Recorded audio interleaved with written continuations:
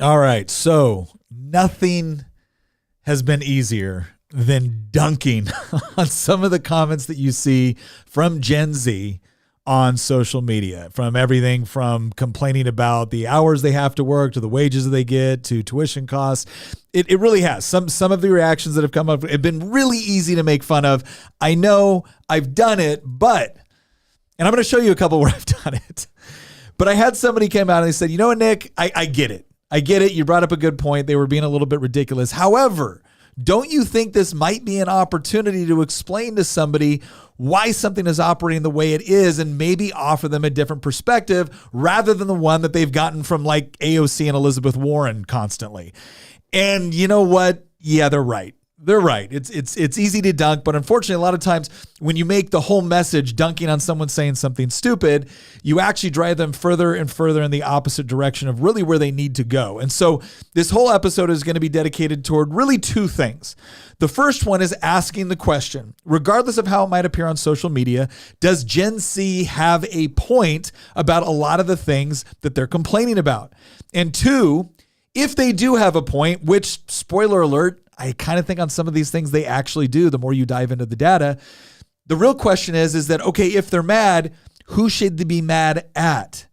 And that is the question that we're going to answer here. And this one is critical, especially as we go into the holidays. There's going to be a lot of kids coming back from college. There's going to be a lot of time back at home. You're going to have more time with your kids than you had for a while. So this is a great episode to watch if you want to be able to hopefully effectively address some of the questions, some of the complaints, some of the concerns that are coming from Gen Z. We will discuss all that and more coming up on this episode of Making the Argument, brought to you by Good Ranchers. Welcome to this episode. Thank you to everyone who has given us all the ideas in our circle chat. We appreciate everyone who's joined. We're about to, not too far from hitting 1,000 members, so that's pretty awesome. If you haven't already, go down to the link in the description, sign up there. We'd love to meet you there.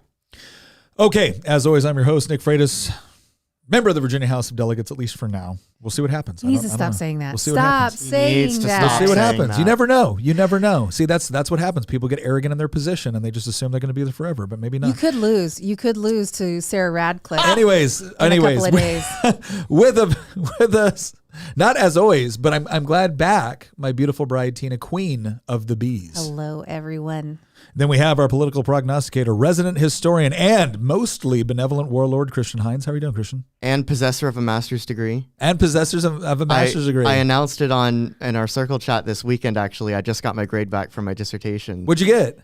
I got an A+ on it. Oh, so the way that the grading how skill... woke was So it? you're Master Hines now? Yeah. He's Master Hines So the now. way that the grading skill works, it's weird. The story is that I applied to a UK school, but they have this thing called COVID. You might have heard of it. Never heard of it. Yeah, so I couldn't go Sounds over like there. A myth. So I took the entire course online, even though I kind of wanted to go over there. But the way that the grading scale works in the UK is that it's on a scale of 0 to 100, just like the US, but they grade way harsher. So for example, like a 70 is still the equivalent of like an A-, whereas in the US that'd be like a C-, because nobody ever gets 100. They just don't hand out hundreds. They don't hand out 90s. I've heard before that like they don't even hand out anything over 80. So what'd you get? I got an 85. Wow. And I've talked to multiple people that have like attended school in the UK, and they're like, yeah, those don't really happen. Wow, well often. done. So that was kind of cool. Well done. Yay. And that was all about the Austrian Navy, was your dissertation? Yeah, it was a really, really niche topic, which is usually what they encourage. Yeah. So all about how Austrian Navy battleships identify as something else. Okay, then we, of course, now that we've finally gotten around to it, our producer of producers, Nick Hamilton, the good Hamilton, the one that doesn't like central banking. I don't have a camera today, but it's a pleasure to be here, and I am here. All right. Just take our word for it. Hamilton's here. He's fine. Don't worry that he's not on camera. It has not. All right. AI has taken over his place. Yeah, really. I am Hamilton, the good Hamilton. All right. So here's what we're gonna do. We're gonna actually give the audience some examples of what I was talking about, and some of these, fairly reasonable, others not so much. And then I'm going to give two examples of ones that I actually responded to on my Instagram page. And again, I'm just going to say I'm sorry right now. They were dunking videos. They absolutely were. All right, so let's watch this first one that came out there. Someone talking about inflation.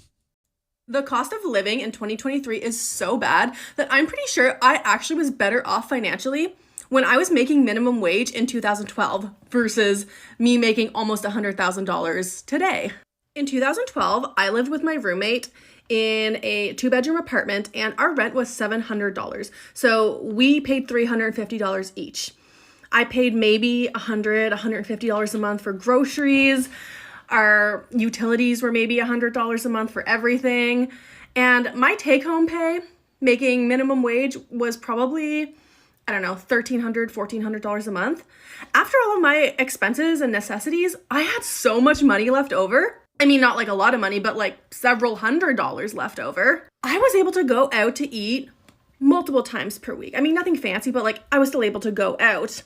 I was able to like go shopping. I really liked buying makeup and clothes, and I was able to do that. Now in 2023, I pay $3,300 a month for rent in British Columbia. Obviously split in two, so I pay $1,650 of that. Utilities are at least $200 or $300 a month. I have a student loan payment, several $100s a month. I had to move outside the city, so now I have to have a car. I have, like, gas prices are ridiculous. Car insurance in British Columbia. It adds up. And obviously I am making a decent salary. I can afford it. But I really feel like I had a lot more disposable income in 2012 when I was making. Pause. Yeah, and especially, I'll tell you right now, as bad as the housing market is in the United States, Canada is just insane right now. If you're living near an urban area in Canada, holy crap, it's just nuts. They're experimenting with something called return to feudalism. All right, this next one, this actually showed up on Libs of TikTok. This one, I think everybody took a chance to just slam on the internet, but this is a recent college grad has a breakdown over working a job. Here we go. I know I'm probably just being so dramatic and annoying, but this is my first job, like my first 9-to-5 job after college, and I'm in person, and I'm commuting in the city, and it takes me fucking forever to get there. There's no way I'm going to be able to afford living in the city right now, so that's off the table. Like, fucking duh, if I was able to walk to work. I forgot about the language on that one. Wow. All right, we'll go ahead and stop on that one. Wow, Should we pause to talk about the potty mouth of Gen Z? I haven't actually seen that. She goes on to basically claim that, like, how can you possibly have a life working your 9-to-5 job and how miserable it is and whatnot. But dude, I didn't realize how many cuss words were in there. In retrospect, Wow. It's Libs of TikTok. I take the blame for that one. Yeah.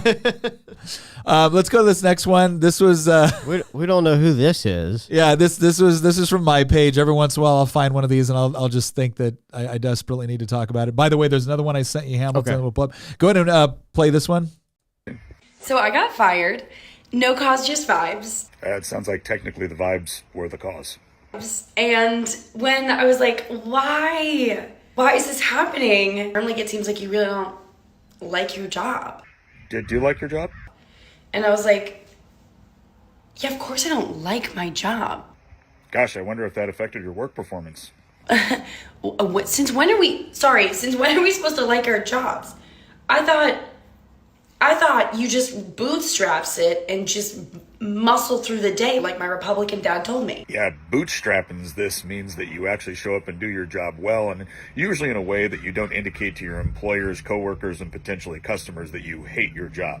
God, corporate America is just getting out of control. I don't know why, but I'm willing to bet that this young woman gets very upset when she gets poor customer service from somebody who obviously hates their job. Pause. All right, I think did you find the other one I sent you? Yeah, give me just 30 seconds to bring it up. I love how she brings up her Republican dad. Yeah. It's kind of like that makes it easier for me to say, like, oh, okay, we're gonna play games. All right, let's play games. You want to play stupid games? You will win stupid prizes. But like on some of these, especially the first one you saw, somebody explaining like, gosh, I think I had more disposable income, at this stage of my life than I did at this one. That's perfectly legitimate. That's perfectly fair. That's some good analysis is all that is. Yeah, this is another one that I couldn't help when I saw this. And I had a lot of people get mad at me for making fun of this. But let's go ahead and play this one as well. I couldn't help myself on this. I just really couldn't. See this yet? So I'm applying to go somewhere, and I just wanted to know, are there accommodations for people who struggle with time blindness and being on time? Time blindness, you say. Let me just look here real quick. Oh, yep, it's covered right here under imaginary things that don't exist. And then the person I was with interrupted and acted like I was asking something else. Yeah, that was them covering for you. And if you struggle with being on time, you'll never be able to get a job. Oh, that's not true at all. You can definitely get a job. keeping it, that will probably be the trick. I think that a culture where workers are just cut off because they struggle with being on time, when there's other solutions that we can look to. She's right, there are other solutions. For instance, the solution to time blindness where I work was paycheck forgetfulness. That's right, when you didn't show up, they just didn't pay you.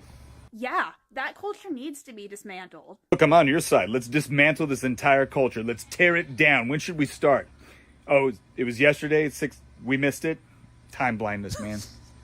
So I actually got I got into some trouble on that one from everybody that, has ADD, ADHD, because they were talking about well, time blindness is a thing, but it's your responsibility to actually do something about it. It's not your employer's responsibility. Like all of us who actually have ADHD, we're looking at it going, okay, you struggle with managing your time. Yeah, that's a symptom, but this is your problem, not everybody else's. And you know how we fix this problem? We set alarms. We set alarms for everything. And we create a schedule that tells us what to do next so that we won't get so tied up in what we're doing that we lose track of time.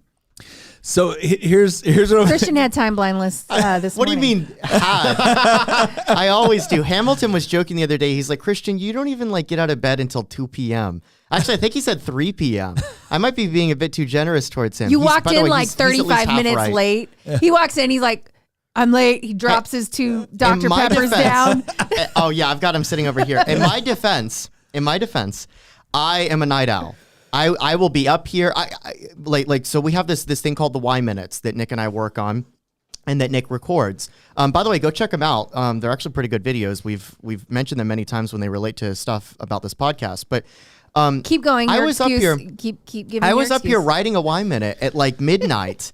Just a few nights ago. Nick and I on Friday went to the gym at 1 a.m. Together. By the way, that's something that I'm still doing. I just went yesterday, even though these two guys, actually Nick went earlier because I have time blindness, and Hamilton over here didn't even bother to go. I went this morning.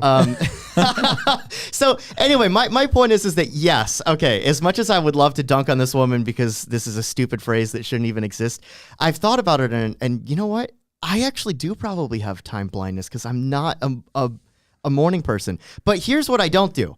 I don't go out there and demand that people cater to me. I just make them cater to me. No, He just asserts his dominance by walking in 35 minutes late. Well, here, look, so let's go over some of this, right? So you've got the first one where, she was talking about oh my gosh, it seems like with inflation, I feel like I'm making a lot more money, but I feel like I have less based off of kind of the conditions that she's in, the purchasing power and stuff like that. And some of that you could look at too, and you could chalk up to, okay, well, you made certain decisions with respect, probably like the place you're living in right now is probably nicer on some degree than the apartment that you had before, right? You didn't have a car before, you have a car now, right? So all of these things are various expenses that are based, at least in part, on choices. You have the woman getting very frustrated about having to work a 9-to-5 job, and with commuting and everything else, how do you have time for the rest of your life and everything? And then you saw the ones that I responded to, the whole idea of, well, of course I hate my job. All of these we could look at and we could say, okay, well, why don't we take a closer look at what sort of choices you made? So you're making more money right now, but you also mentioned that you have $700 of debt with respect to college loans. Now, maybe your degree was absolutely necessary for the job that you have, or maybe it wasn't. I don't know, right? She didn't go into the specifics on that. But the big thing that I think a lot of people from Gen X usually talk about whenever we're talking to Zoomers or millennials is, okay, well, it's life, right? And there's certain things that you have to contend with and that you have to adjust for, and certain sacrifices that you're going to have to make if you want certain things. And that's usually the big problem, right? The big disconnect is a lot of time with Gen X and sometimes with boomers as well. It's this whole idea of, okay, well, every era had its struggles that they went through. Like, if you look at the boomers, you had a lot of social upheaval that was going up. You had some good things that happened, some bad things that happened. You had the Vietnam War was very prominent, obviously. And keep in mind, there was more casualties in the Vietnam War than Iraq and Afghanistan combined times, I think, 4.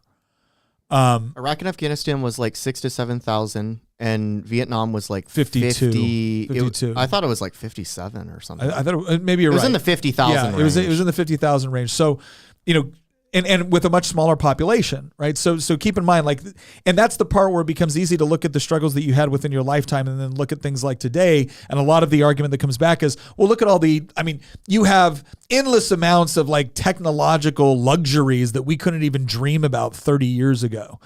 And so a lot of the times we look at some of those technological conveniences, we look at some other things with respect to, comparing and contrasting, on various, again, security, luxuries, et cetera. And we're like, what are you complaining about?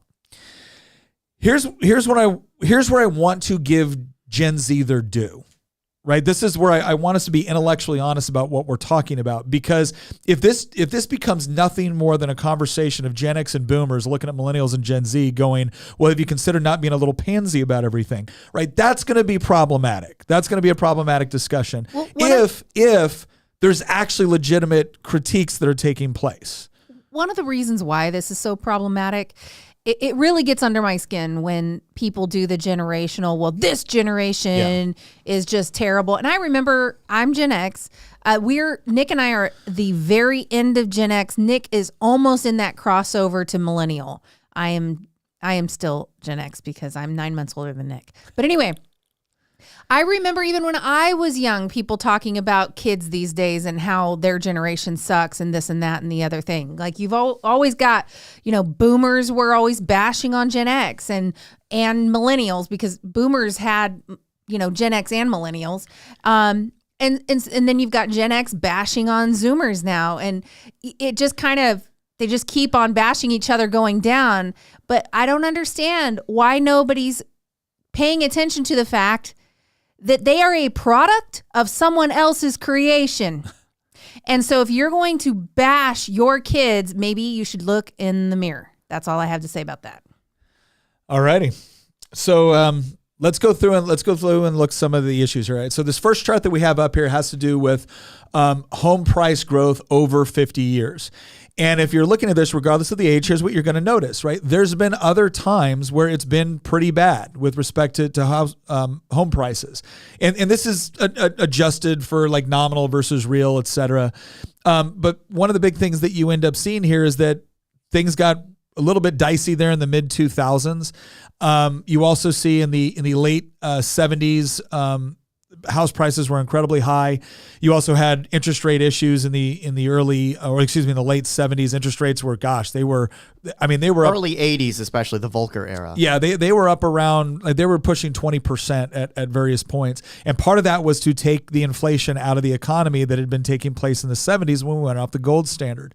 So why do I now you're also going to see that right now, once again, Gen Z millennials are finding themselves at a time where housing prices are incredibly high. There's a chart that I saw. We don't have it, but there was a chart that I saw recently that showed that, adjusted for things like inflation and stuff like that, home prices today are worse in terms of unaffordability than at the peak of the housing bubble in late 2006, early 2007. Yeah. Which is incredible if you think about it. Well, and that's when interest rates were artificially low. So the housing prices were high, interest rates were artificially low. Now you have a situation where housing prices are higher, but the interest rates are higher. And that makes a huge impact. So why do I bring this up? Well, first of all, nobody at this table was at an age where we were buying houses in the late 70s, early 80s. All right, so there's a generation here where if you looked at this, with the exception of the early 2000s, right, early to mid 2000s, when, again, keep in mind, housing prices were high, but interest rates were low. Right. You also have this big government push to get everybody into a house. They want everyone to be homeowners. There were a lot of shenanigans going on. Oh my, with subprime mortgages. Loans. There were interest only loans that locked people in. And then once the interest rate skyrocketed, they could no longer afford the mortgage. I mean, they were really putting people into homes to make them, house rich and cash poor. And that's kind of what you've got going on with the Zoomers now, is the fact that, they're in a cool place or whatever, but no one has taught them not to expend all of their income on the place they live or the car they drive or the education they're getting, they need to try to balance it out a little bit. Well, I feel like that's with millennials, though. I don't think Zoomers have necessarily had a chance to enter that. Like they're just getting, they're just entering into it. But here's the point that I want to make, because we called this about why is Gen Z mad, but it could have just as easily been, Gen Z and millennials. The point that I want to make here is right now, like we're going to get into kind of explaining a lot of this with respect to, okay, Gen Z, you got a point, but you might be going after the wrong target. But I just want to point out here that they have a point, right? If you're a millennial, if you're Gen Z, if you're like late millennial, late millennial, if you're me or Gen Z, right? Like I get it. This stinks, right? This is not a happy place. Next graph. Okay, this shows U.S. inflation rates from 1914 to 2022. So once again, what you're going to see here, this is from the U.S. Bureau of Labor Statistics. It's been worse, right? Inflation has been worse, but it's the worst it's been in 50 years. It's the worst it's been in 50 years. So once again, what you've had is generations of people growing up at a time where the interest rates weren't so bad. You were able to accomplish certain things, and now all of a sudden they've not interest rates, inflation rates. Inflation rates have once again spiked, and so comparatively speaking, if you were at a point where you were established, you were getting your job, maybe getting married, maybe buying a house, you're at the worst point you could be with respect to inflation in the last 50 years. So once again, when the lady that was speaking in that first thing saying like, gosh, with inflation, I feel like I'm worse off now than I was 10 years ago. There's a reason for that, right? She's not imagining this. It's true. It's real. There's a reason for this. Yeah. Next one. Okay, this is the rising cost of college in the United States. Now, what's interesting about this graph is it actually shows two things. One is overall inflation from 1980 to 2020. That's the CPI inflation. But the other is college tuition inflation. And here's what you're seeing in this is that adjusted for inflation, right, from about really from the 1990s on, but you really see just a massive increase in the 2000s. The inflation, or I don't even like to call it inflation as much as let's just call the rising cost of tuition in colleges and universities is up exponentially. In fact, the cost of obtaining a college education in the United States have ballooned relative to overall inflation. Average college tuition and fees have increased by 1,200% since 1980, while inflation is up 236%. So once again, everybody frustrated about the rising costs and tuitions. Now, again, a lot of the solutions they're offering is, well, this is why the government should pay for it. We're going to explain why that is problematic. But again, if you've been told your entire life you got to get a college degree, that's the path to success. That's how you're going to get a good job. That's how you're going to get, a nice place to live, everything else. Then there's obviously this drive that, I've got to go to college. That's how I'm successful. It seems like it's kind of goes both ways. So as college costs and fees go up, the value of the college degree or the high, whatever it is they're getting a degree in is going down. In fact, they're offering so many junk degrees that just they have no value outside of just saying I have a degree. That's a repeating pattern, by the way, Nick, because how many times have we watched things like the Whatever podcast and people bring that up when it comes to the dating market, having to put in more effort for people that are quite frankly worth less than you guys are jumping ahead. I know the reason I bring that up is because Tina brings up a point that I didn't necessarily like she just brought up something that I kind of have thought about before, but have never actually pieced it together the way that she brought it up. And I think I want to just hone in on that for a second, because I think there's a lot of value there that you're seeing an inflated price, but a degradation in terms of quality. Yeah, diminished product, basically. And then I while she was saying that, I was just thinking to myself, where else have we seen that? We see that in many, many places. And I just use the dating market as an example, but like there's so many other outlets where it's like higher prices, but the quality is worse than it was for like my parents or grandparents. Even products right now, you can see it in clothing right now. You can see that you're paying more for clothing and the quality of the clothing is lower. The quality of the fabrics they're using and the textiles and things like that is lower because that's a form of inflation. They're cutting costs too on their end while the costs are rising for you as well, and they're having to sell it for more. And I don't chalk it up to greed. I chalk it up to the government totally inflating the dollar. I agree. Let's not get too far ahead. Right now, we're just talking about do they have a point? All right, next slide, or next slide. Okay, this one kind of going to Christian's point right now, because Morgan Stanley did a study. Scroll up real quick. I'm sorry, Hamilton, this is my fault. Scroll up real quick. The study predicts 45% of women will be single by 2030. So almost half the female population is going to be single. Now, obviously, for people that are too young to be, married or in a serious relationship, that makes sense. Maybe for people that are old and have lost a spouse or whatnot, that makes sense. But go ahead and scroll down. Okay, so there's a few reasons for this prediction. One, women aren't getting married young anymore. We have so many other options for what to do with our lives that getting married is no longer the default option. We're focusing on our careers, going to grad school, traveling, our friends and extended social circles, and taking our time to find the right guy. Two, we aren't having babies like we used to, with more options for birth control than ever before. And somewhat reliable treatments for infertility. The pressure to have kids within a certain time frame just isn't there anymore. And with that pressure gone, so is the urgency to get married for the sake of starting a family. So many women are single, that is unmarried, and will remain this way for this foreseeable future. Again, this is a major departure. So when we talk about things like, okay, well, yeah, inflation is high, but it's been high before. Yeah, 50 years ago. When we talk about things like, well, housing prices are high, but they've been high before. Yeah, in the mid-2000s, but interest rates were lower, and there was all these different mechanisms to try to get people into houses, right? And then you got to go back once again 50 years ago in order to find them as high again. But something different is happening right now at the same time that all these economic factors are taking place, and that is cultural factors, which are changing significantly at the same time. And I would argue, in part because of, right? There's a relationship between the economic factors and the social factors. This is one of the reasons why I have a problem with people that just say, oh, we should just focus on the economics. These things are connected. Like we did a whole episode talking about fatherlessness and what happens when children are growing up in families where there's only one parent. And it turns out there's incredible consequences with respect to education, mental health, economics, crime statistics, and everything else. So it's important to understand that while not everything may be directly related, there is a causal relationship between some of these stuff. These things interact with one another in ways that can be very detrimental. Next slide. I just want to make sure I got the... Okay, yeah, this is another one basically talking about the relationships. It says, but it looks like there will be fewer and fewer mothers over the next couple of decades as women choose to commit themselves to work rather than start a family. The number of single women in the U.S. is expected to increase 1.2% every year from 2018 to 2030, compared to an 0.8% increase for the overall population.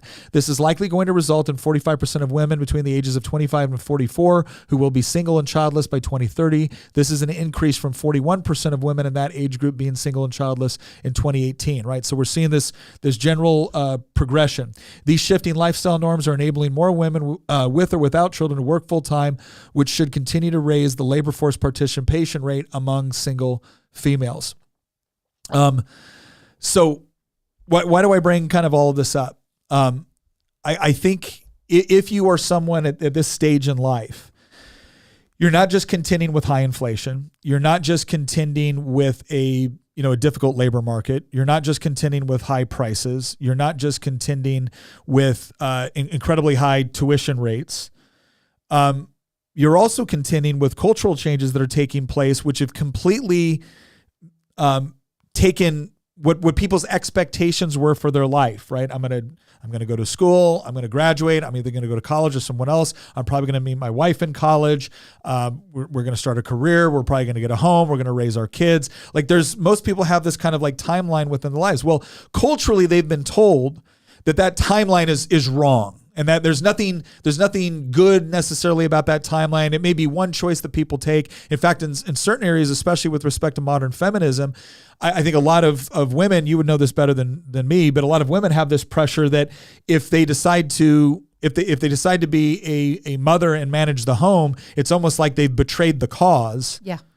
And then on top of that, just from a social interaction standpoint, with respect to race relations, with respect to relations between the sexes, with respect to mental health issues, which are skyrocketing, all of these cultural components, with respect to just a general belief that the United States was, is imperfect, but founded on some good principles and has overall been a force for good, and that you as an individual living in the United States have access to opportunity and freedoms that are unique throughout world history and gives you the advantage over it. That just doesn't exist with younger generations in a way that it existed with previous generations. And part of the argument that we're going to make going into the second part, where we start to answer, okay, why are some of these things happening? And what are things that Gen Z and millennials can actually do about it? One of the biggest things I want to put some emphasis on is some of these technological luxuries that we refer to didn't just have positive effects. I think we've all recognized that there's also been negative effects associated with it. There's been a lot of economic disruption, which may in the long term be good, but one of the things that we know about economic disruption is that you can't really stop it. But by the same token, there's usually a pain period as people get used to a new dynamic. And then on top of that, there's all kinds of social and cultural trends which are just completely upending norms which have been in existence for millennia. Can I highlight one little aspect that we maybe didn't quite touch on? Yeah. Okay, so we talked about women having children later and later, thinking of having, getting into relationships later and later, staying single later and later. And we're not allowed to talk about what kind of effects that has. And anytime that we talk about certain numbers that really skyrocket, anytime there's 2 working members in the household and the kids have to be, raised kind of on the go with, a lot of daycare, a lot of going back and forth, you've got certain factors that skyrocket. First of all, women waiting to have their kids until they're closer to 40 now has increased the rate of birth defects like crazy. So if you're saying, man, it seems like we have a lot more people who have certain types of disabilities than we had before. Well, some of that would be chalk it up to having children later in life. On top of that, you have childhood obesity that skyrockets when both parents are working because they're on the go, they're doing a lot of processed foods, whatever it is. And obviously there are ways that you can manage that, but the fact of the matter is this is not good for the family. It's not good for the future generation and not good for kids. So you've got multiple aspects. Kids who are in daycare a lot of their life are much more likely to have behavioral issues later on. You've got a lot more mental illness that goes on because of all of these factors. And so this isn't just, this one thing is different. It's like this perfect storm. We talk about history repeats itself, and oftentimes it does. But you have multiple aspects of history and when you've got many, many things repeating themselves and colliding all at the same time, high interest rates, high inflation, parents having kids much later in life, fatherless homes, there are so many things going on right now that it really concerns me for the future generations. So for them to feel like they're getting, kind of screwed, I have to say, you're right. I think you've been lied to. I think that I think millennials were lied to, and Gen Z's being lied to, and it's all about pushing everybody through to, you better go to college, you better be, institutionalized like everybody else. Yeah. We got 2 super chats here. One from Zim the Despot. He said, people like my high school counselor kept harping on college, yet now that I have graduated from college, I keep thinking I should have gone to trade school. No, it's an excellent point, and that's one of the things that we're going to get into here with respect to college is that higher education in general can be a fine thing. What I find interesting is that people just automatically assume that higher education is a net positive. Well, no, that actually depends on a variety of factors. If like education in general, if education is the transference of knowledge and hopefully an element of wisdom from one generation or from one person to another person, well, then obviously that can be highly beneficial. However, if you learn to do the wrong thing, or if you learn something that isn't so, and you become committed to that particular knowledge, then the education you received is actually damaging. It's actually harmful. And the fact that you now have to pay an ever-increasing price for it is even more damaging. And so this is one of these things where we have gotten so used to these cliches, with respect to education in general, with respect to higher education specifically, that all of a sudden we never look at like cost benefit analysis. It's just like, if I had to spend $100,000 on my college degree, well, that's okay because the college degree is the pathway to success. Not necessarily. In fact, for you, that college degree might be a huge anchor around your neck if, one, it cost way more than your economic viability upon leaving that institution, and two, if it taught you things which don't accurately reflect the world that you're going to be operating in, not only did you waste your money, you waste your money making yourself worse. And this is why it's so important for people when they're considering education to really take a hard look at, what do I want to do? What am I going to be taught at this institution? And is that going to actually set me up for success? And it's like, we don't even bother to ask those questions, at least not on any seriously critical terms. It's just always assumed that, well, it's always better than not doing it. That's not necessarily true. So Zim's absolutely right. And every university has a college loan officer ready to talk to any 17, 18-year-old who might want to go to that university. And they make it sound so simple and straightforward. Next thing you know, you're tens of thousands of dollars in debt. This next super chat is from Isaac. I don't blame these young people for being mad because everyone else mucked up the world and economy before them. I am, however, going to judge these recent protesters. Yeah, no, I get that. Totally. We got two. You want to respond to that? I got two more super chats. No, I think, and that was to Tina's point as well, is that I think it's really important to make sure that, again, depending on the age of the person that you're talking to, there's always some sort of culpability with respect to the parents, the teachers, the various people that had influence on somebody during their formative years as they were actually developing what their worldview was and what the response was going to be. Now, at some point, you are individually responsible for your own actions. And yes, you may have been taught something that intellectually could put you at a disadvantage, but you still have the capacity to learn, oh, that was wrong. I should probably think about this differently. Yeah. Right. And a big part of what we're going to be talking about today is that if someone has been taught, like I don't blame the kid that's grown up in communist China their entire life. I don't blame that 15-year-old for thinking, oh yeah, I'm a communist. This is just the way their entire culture, their entire education has been immersed in a particular way of thinking. However, there comes a point of accountability where now you do possess on some level the ability to interact with information in a way where you can make different decisions. And that's kind of what this is about, is how do we talk about these things. So let's start into the first, and this goes into some of the questions that we saw on like time blindness or being hired or whatnot. So why in general, we're going to get into some of these questions that get asked, like why can't I get hired or why can't I get a good job? So let's look at this first report here. And this was done by the New York Post, and basically they were asking employers with respect to generations, who is the hardest to work with. Now they said Gen Z. Now you could say, well, okay, they're also the youngest, and I think that would be a fair analysis of this. He goes, but here's what they said more specifically. Despite many of them having only just entered the workforce, Generation Z, those born from 1997 onwards, is already getting a bad rap at the office, according to a recent survey of 1,300 managers. By the way, for anybody that's interested in kind of like surveys, studies, polls, things like that, over 1,000 is that's a pretty good sample size, especially when you're talking about something specific as managers rather than just 1,300 people at large. A recent survey of 1,300 managers, 3 out of 4 agree that Gen Z is harder to work with than other generations. So much so that 65% of employers said that they have to fire them more often. 1 in 8 have let go of a Gen Z less than 1 week after their start date, the study found. The results ring true with managers across the U.S. and in various industries who report the young hires have been difficult to deal with, particularly when it comes to language.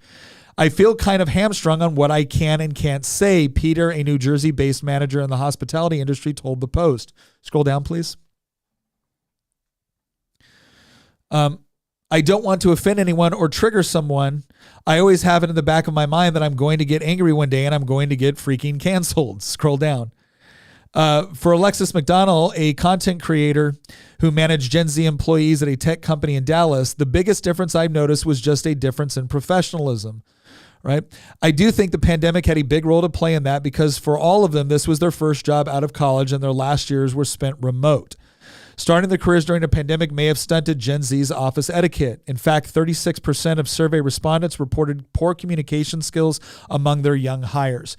So here's what I want to say, and this is something that I know we've kind of looked at with our own kids. It's something that I advise people on when we have like interns working in our office. Communication skills are absolutely critical. And there's two things that I think have put Gen Z at a tremendous disadvantage on developing really good communication skills. One is a lack of interpersonal communication, like face-to-face communication, because so much of it is done online. And the bottom line is people will say things online that they almost would never say to another person if they were standing there talking to them. They make assumptions about people based off of things that are said online that they probably would not make if they were right there in the same room with you. There's a great deal more sympathy for someone's perspective or circumstances when you're standing there in front of them than when they're just a faceless person on Twitter or anything else. And so if a lot of your interactive and your communications development took place on social media, all I can tell you is that it's not a good environment for that. Social media obviously has some very good benefits. It's actually going to be a really, really good learning tool in some respects. But in others, I think it puts you at a disadvantage. The other major thing, and this is something that is not so much Gen Z's fault, is that there has been, I would say, two elements of culture within our education system that has been horrible for Gen Z and is entirely the fault of those educators and the people like fostering these theories. One is this idea that your self-esteem is paramount. Like, that is just nuts. The idea that just by existing and breathing in and out that you're special and you're wonderful and you're great and everyone should just be lifting up whatever you do or whatever you say or whatever you think in order to help your self-esteem. That's absurd. That creates narcissists who believe that the moment they have to contend with something that they don't like, it's somehow, bad or evil or that they've suffered some sort of injustice. And then on the other side of that, you're told that based off of your skin color, based off of your economic status, based off of your sex, based off of your sexual identity, you can now go into some sort of like special protected class, which gets to be insulated from any sort of criticism that could inconvenience you. And so there's this weird dynamic where for a while there, everything was about self-esteem, and then everything was about oppressor versus oppressed. And there became this whole new language where we didn't only tell you what you were not allowed to say in polite society. They started telling you what you must say. They started compelling the speech. And I can only imagine that has created just in a very, very difficult area to navigate. That's why people are saying, I don't even know how do I interact with a Gen Z employee that's not doing their job well? Because the moment I tell them they're not doing their job well, it's not that I'm a mean boss. I'm a sexist. I'm a racist. I'm a transphobe. I'm, any litany of other things, because all it takes is for someone to identify within a particular category. And now I'm not allowed to say anything that might upset them. Yeah. Can I address something Tina, real quick? Because you said something, and I don't want it to be misunderstood. You said something about, these kids are being told that they're wonderful and they're great and they're this and they're that. I want to make a distinction here. There is a difference between being fearfully and wonderfully made and having value eternally with the Lord. Like, as a Christian, we know that each person was purposed to be made by God for specific purposes. Like, you actually have intrinsic value. But this is what I think might be going on here, is that they're trying to tie people's value to the wrong things. And so it's not that you just have intrinsic value and at the get-go, and then it's up to you what you do with that. And it's almost like trying to suppress the idea that you actually have to continue to do good in your life, or to behave well, or get along with people, or be like productive members of society. At this point, your value is actually now tied to your genetics, your skin color, your whatever it is. And they've done it so much so to the idea that they're actually now saying certain things, like they're saying science is whiteness. Like, an element of whiteness, and certain things are whiteness and certain things are not, and cultural appropriation and all this thing. And the interesting thing to me is that it's like in this effort to create more of a level playing field, I guess, they have now completely destroyed the playing field and basically are telling people of color, like, science is not for you. And, you know, the English language is not for you. It's these people. And it's very strange to me because I feel like there is this pernicious supremacy thing like underlying, and anyway, I feel like it's very destructive. And so I'm not trying to say that every kid, you know, doesn't have value unless they do, you know, I don't know. Well, the idea there's a difference between intrinsic value of just being a human being and then every one of your little actions just being wonderful and adorable, and we don't keep score because it might make people feel bad. The world doesn't work that way, and educating kids as if they do doesn't work well. I also it's like giving them like a completely padded world, yes, like a bubbled world. Until they leave, and then all of a sudden they find out it's not so padded. Like, okay, so somebody in the comment section said their name, it says no one, said, I love Nick and Tina, but this reminds me of the movie Snowpiercer, where the middle of the train people talk among themselves from their point of view. Most people are poor. Where is their voice?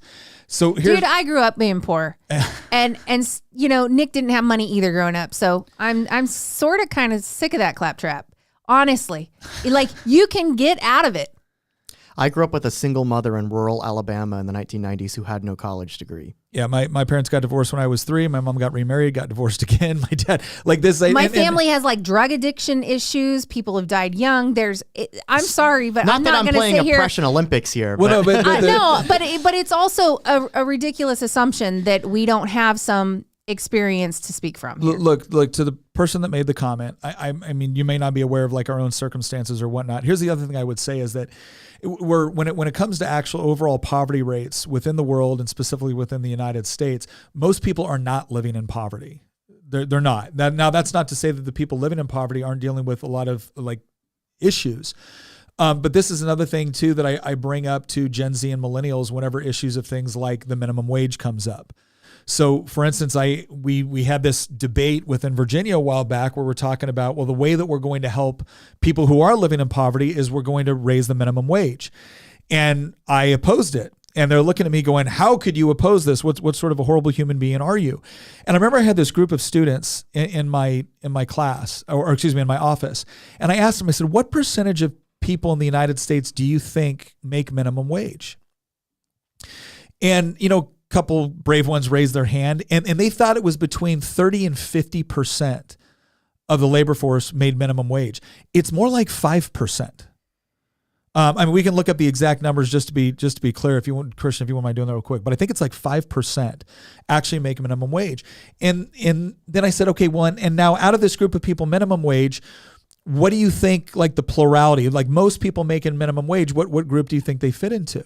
It's less than 2%. Less than 2%. So I had it doubled. Less than 2%.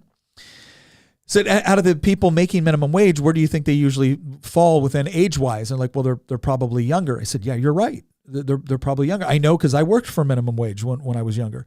I said, now here's my other question. How many people do you think are making minimum wage right now that if they continue in the same job for 6 months are still going to be making minimum wage? And they're like, well, very few. I said, almost none. I said, so now let me ask you a question, because what we were considering in Virginia was over the next few years, doubling the minimum wage. I said, if you make it twice as expensive to hire an entry-level worker, do you think you're going to get more or fewer? Well, probably fewer. I said, yeah, I said, a couple of things are going to happen. You're either going to get, especially small businesses, which are a lot of the people hiring minimum wage workers, they're either going to fire one employee and then just pick up more hours, or they're going to raise the prices of the goods or services that they offer in order to adjust for the additional labor costs. So now, even if the person who keeps their job is making more money, the things around that they have to buy just went up in cost in order to make up for that additional cost. And the point that I was trying to make to these students who were very well-intentioned, and for them to just seem like this is a really easy solution, just raise the minimum wage. It was, you're actually going to hurt the people you're trying to help the most, because it will cause increased prices and it will cause fewer opportunities for entry-level workers.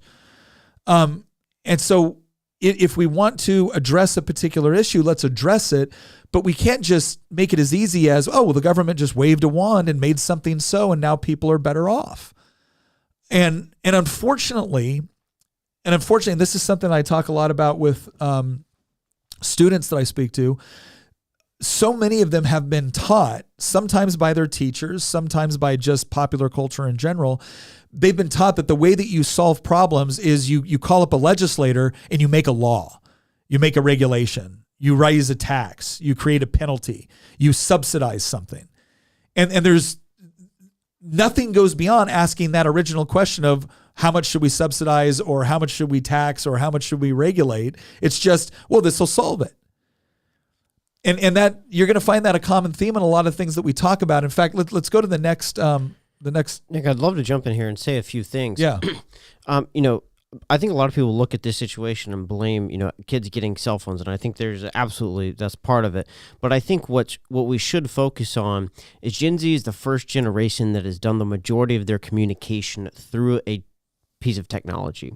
And I think if you were to examine the text messages from, people in Christianized generation and then Gen Z, you would find that Gen Z writes in much shorter hand than what Christian and I would do. And I think that style of communication is very different than what you would do face to face in an office, and that makes it very difficult to transition.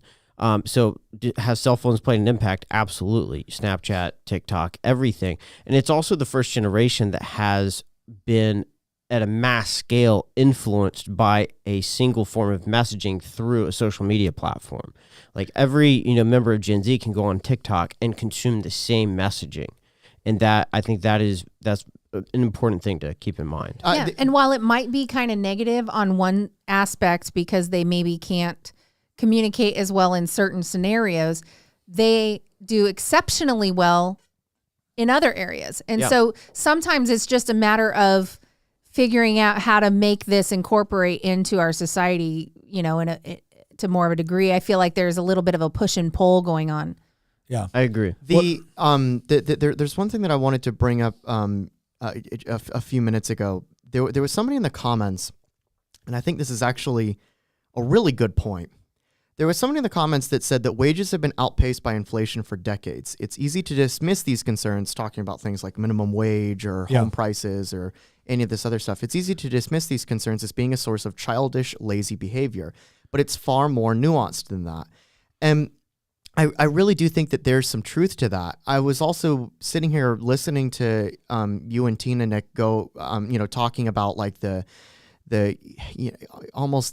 self-esteem culture and everybody gets a trophy and we don't keep points and stuff like that. And then I kept thinking, because like I played sports as a kid, I went through that stuff as a kid. And yes, I'm not a Zoomer, but I'm the youngest of the millennials. And I remember thinking to myself, yeah, but it wasn't me that chose that stuff. It was who were the coaches, who were the teachers, who were the ones that were pushing all this stuff. Gen Z, in some ways, are guinea pigs. They are the first generation in American history to have been raised off of a particular type of values and culture and worldview that I think is actually incredibly self-destructive. And so it's easy to dunk on these people for having stupid TikToks, right? It's easy to look at libs of TikTok or look at YouTube and then look at these people in their early 20s or their late teens and then be like, haha, these stupid kids, they don't like, but we have to ask ourselves, who raised those kids? They didn't just pop into the, That's exactly what I said earlier. Like who raised them, who taught them, who instilled certain values in them? Because quite frankly, the Gen Z are not entirely, I do believe that individual responsibility is a thing, right? But like you can't raise an entire generation a certain set of self-destructive values and worldviews and then be surprised when those people, shocker, self-destruct when they enter the real world. But here's what I'm going to say, because we got a question. But some of this behavior deserves to be mocked, honestly. And so it's not that you're mocking the entire generation, but when they put something out there for the world to see that is patently ridiculous, it deserves to be mocked. And you know why? Because that's a good corrective mechanism. But who taught them those? It doesn't matter. Go ahead, they can correct because they've been mocked now, and they appropriately so. There is a social benefit to mocking. There's a social benefit to comedy. That's why we have it, right? It allows us to address certain issues which might be more difficult to address just sitting down and discussing. And sometimes comedy opens up better discussions as a result. So I'm not saying dunking on stuff is always wrong. What I'm saying though is that if the dunking is not followed up by an actual explanation of what is wrong and why, well, then it's just for your benefit, not for the benefit of the other person. So Susie Clancy asked, question, I'm a Gen Xer. We have one daughter, a millennial, and another, a Zoomer. All the insanity with what is going on with them, did my generation create this social nightmare? Here's what I want to say, and this is the part where I think we need to be a little bit more careful. Tina brought this up with these wide sweeping comments about generations. Right? Generations have trends within the generation. That doesn't mean that everyone within that generation responded a certain way or taught a certain thing or whatever it is. And so it's important that we don't get too caught up in saying, oh, because you're part of this generation, therefore this. That's a broad generalization and they don't work. They're okay for certain things. They're not good for other things. Here's what I would say to Christian's point. Tina brought this up earlier as well. When our kids were little, I remember us taking them to soccer games. And I remember on some of those soccer games, we got told, oh, we don't keep score. And my attitude was, cool, I do. And I remember one time specifically, Luke was very little. He was playing soccer, right? A typical pee-wee soccer where they're kind of interested maybe part of the time. And they were playing the game and we were keeping score regardless of what the refs or the coaches or anyone else were done. And so we got done. He's like, Dad, we won. Did I do a good job? And I looked at him and I said, no. And he goes, and he said, but we won. I said, yeah, buddy, but you didn't do your job. You were out there chasing bees and picking flowers and stuff like that. You weren't doing your job. And so the answer is that if you don't do your job, if you don't support your team in the way that you're supposed to, whether you win or lose, you haven't done your job, and it's important that you do that. And next game we're out there and they lose and he's kind of despondent. I'm like, you did a good job though, but we lost. I said, I get that. And the winning is important, right? The winning is not insignificant. The winning is important, but you did your job this time. You guys got outplayed, right? That, work harder next time, practice some more, get better as you do this, learn from things. Right. But you did your job. You weren't goofing around. You weren't asking the coach whether or not you were going to get another snack every 5 minutes. Right. Like you were out there doing your job. And other parents would look at that sometimes like, oh, well, gosh, they're only 5. Like, yeah. And if I don't want him to be a brat at 6 or completely incompetent at 10 or a human being I don't want to hang out with at 24, then when they're old enough to start recognizing things and asking questions and understanding things, you better start telling them the truth, right? In a way that's age appropriate, but that also reflects reality. Because they're going to learn soon enough that crap doesn't work. But the worst possible feeling is when this is what I think, this is the part where I'm most sympathetic with Gen Z and certain millennials. They're looking around going, wait a second. It's not that I wasn't listening. It's not that I wasn't applying what I was taught. It's that I was listening. I applied with what I was taught and it's not working. Why is it not working? And then the same people that taught them the crap are coming in going, oh, it's because your landlord's greedy. It's because your boss is mean and they just don't want to pay you more. It's because of the patriarchy. It's because of white supremacy. It's because you were taught a bunch of garbage by the people that are now using the poor results of you applying the garbage in order to try to accumulate more power for themselves. Mm-hmm. Right? And some of them might not even been aware that they're doing it to that degree, but I'm becoming less and less sympathetic to the idea that people are just pitching bad ideas because they don't get it. And I'm starting to think, no, you're pitching bad ideas because you benefit from it at the expense of others. Yeah. And it's like a huge social experiment. Well, and I don't wrong. know. I don't even know that it's so much an experiment. I think when I look at things like critical theory, when I look at things like the March to the Institutions and Gramsci, when I look at queer theory, when I look at critical race theory, when I look at postmodernism, I don't see a grand social experiment. I see a really bad worldview that has reached a level of acceptance within popular culture to we're now seeing the effects of it. See, it's all fine and good when these stupid ideas are left in a university classroom somewhere, but now all of a sudden they're in the HR department. They're actually there when they're developing new movies and music, right? They're showing up in committee meetings when people are pushing legislation. right? These bad ideas have escaped the university, and they're now in your kids' elementary school, middle school, high school.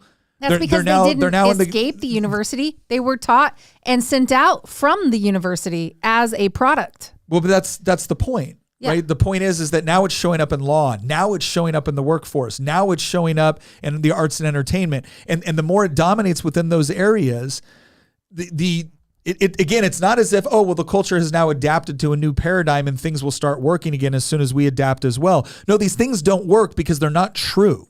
The arc of history is long, but it bends towards the zombie apocalypse. I'm going to keep saying it every time that we run into, seeing the end result of some of these extremely, like I call them, self-destructive ideas being pushed within society, because that's what's happening. Like I said earlier, Gen Z they're guinea pigs. They're guinea pigs that became willing guinea pigs, many of them eventually. And I'm saying this as a generalization. Obviously, there are conservative, and we've talked about this, there's actually a lot more conservative Gen Z men that are waking up, they're taking the red pill, so to speak, and they're realizing that society is being programmed to hate me, and I haven't done anything. I haven't achieved anything yet in life, and yet I'm being blamed and accused for everything out there.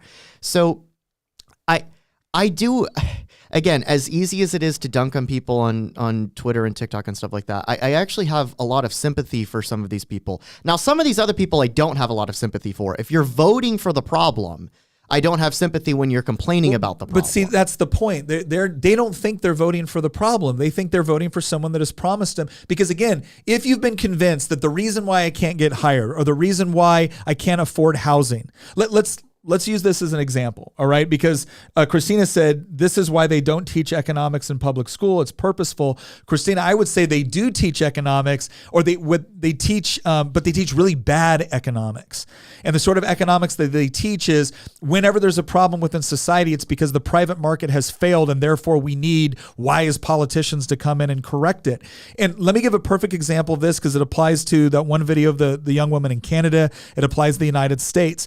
When you hear young people talk about, that makes me sound like such an old guy. When the youths talk about, how do you do, fellow kids? Fellow kids. But when they talk about like, I'll never be able to afford a house, or rent is totally out of control. Okay, chances are they might be right, or they might, maybe they're not right that they'll never be able to afford one. That can be a little bit dismal, but they feel like they're certainly at a competitive disadvantage from previous generations. So the question that we should be asking ourselves is, okay, what happens in any sort of environment where you have a high degree of demand, when you have a high degree of demand and low supply? Prices go up. When you have high demand and low supply, prices go up. When you have high supply and low demand, prices go down. Right? This is just a basic fundamental concept of economics. It isn't going away. It's not evil. It's not mean. It's not greedy. It just exists. Okay. And so the way that you actually get the equilibrium that you want, right? Because the equilibrium that you want is an intersection between price and quality. So you want the best value for whatever price you're paying, right? You pay too little and all of a sudden you're getting a garbage product. You pay too much and it's not worth what you actually bought. But if you get a perfect intersection of price and quality, that's the sweet spot. And a perfect example of this is Good Ranchers. That's right. Oh yeah. We had somebody in the comments, believe it or not, say, "Where's the ad?" Oh yeah, there it is. There it is. And the reason why I mention this is because guess what? We have a new deal for you.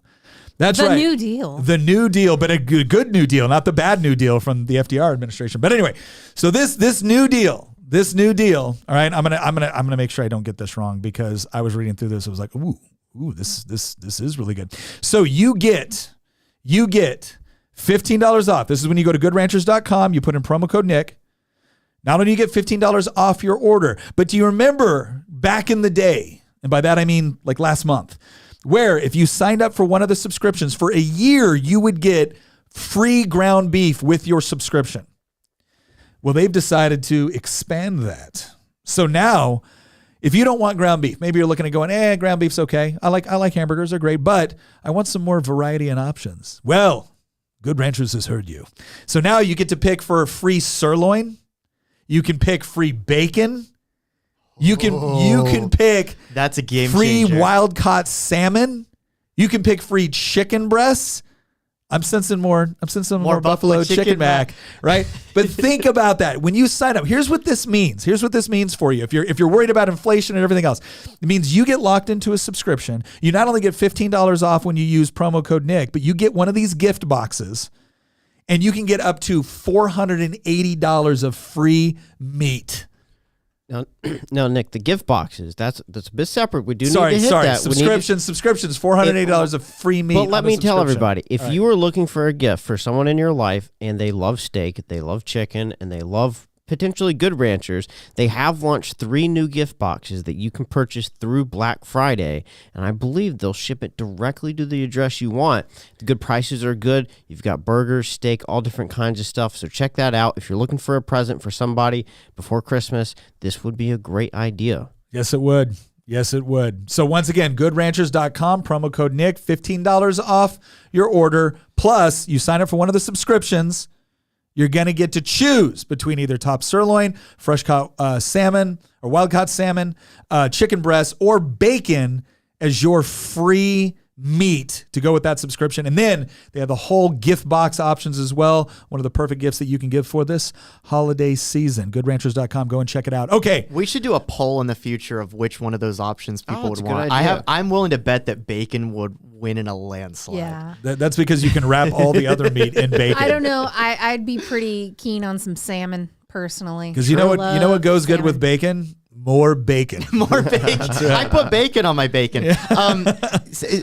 Actually, speaking of prices and stuff like that, because that's one of the things that you talk about a lot when we do these ad transitions is the whole locking in the price.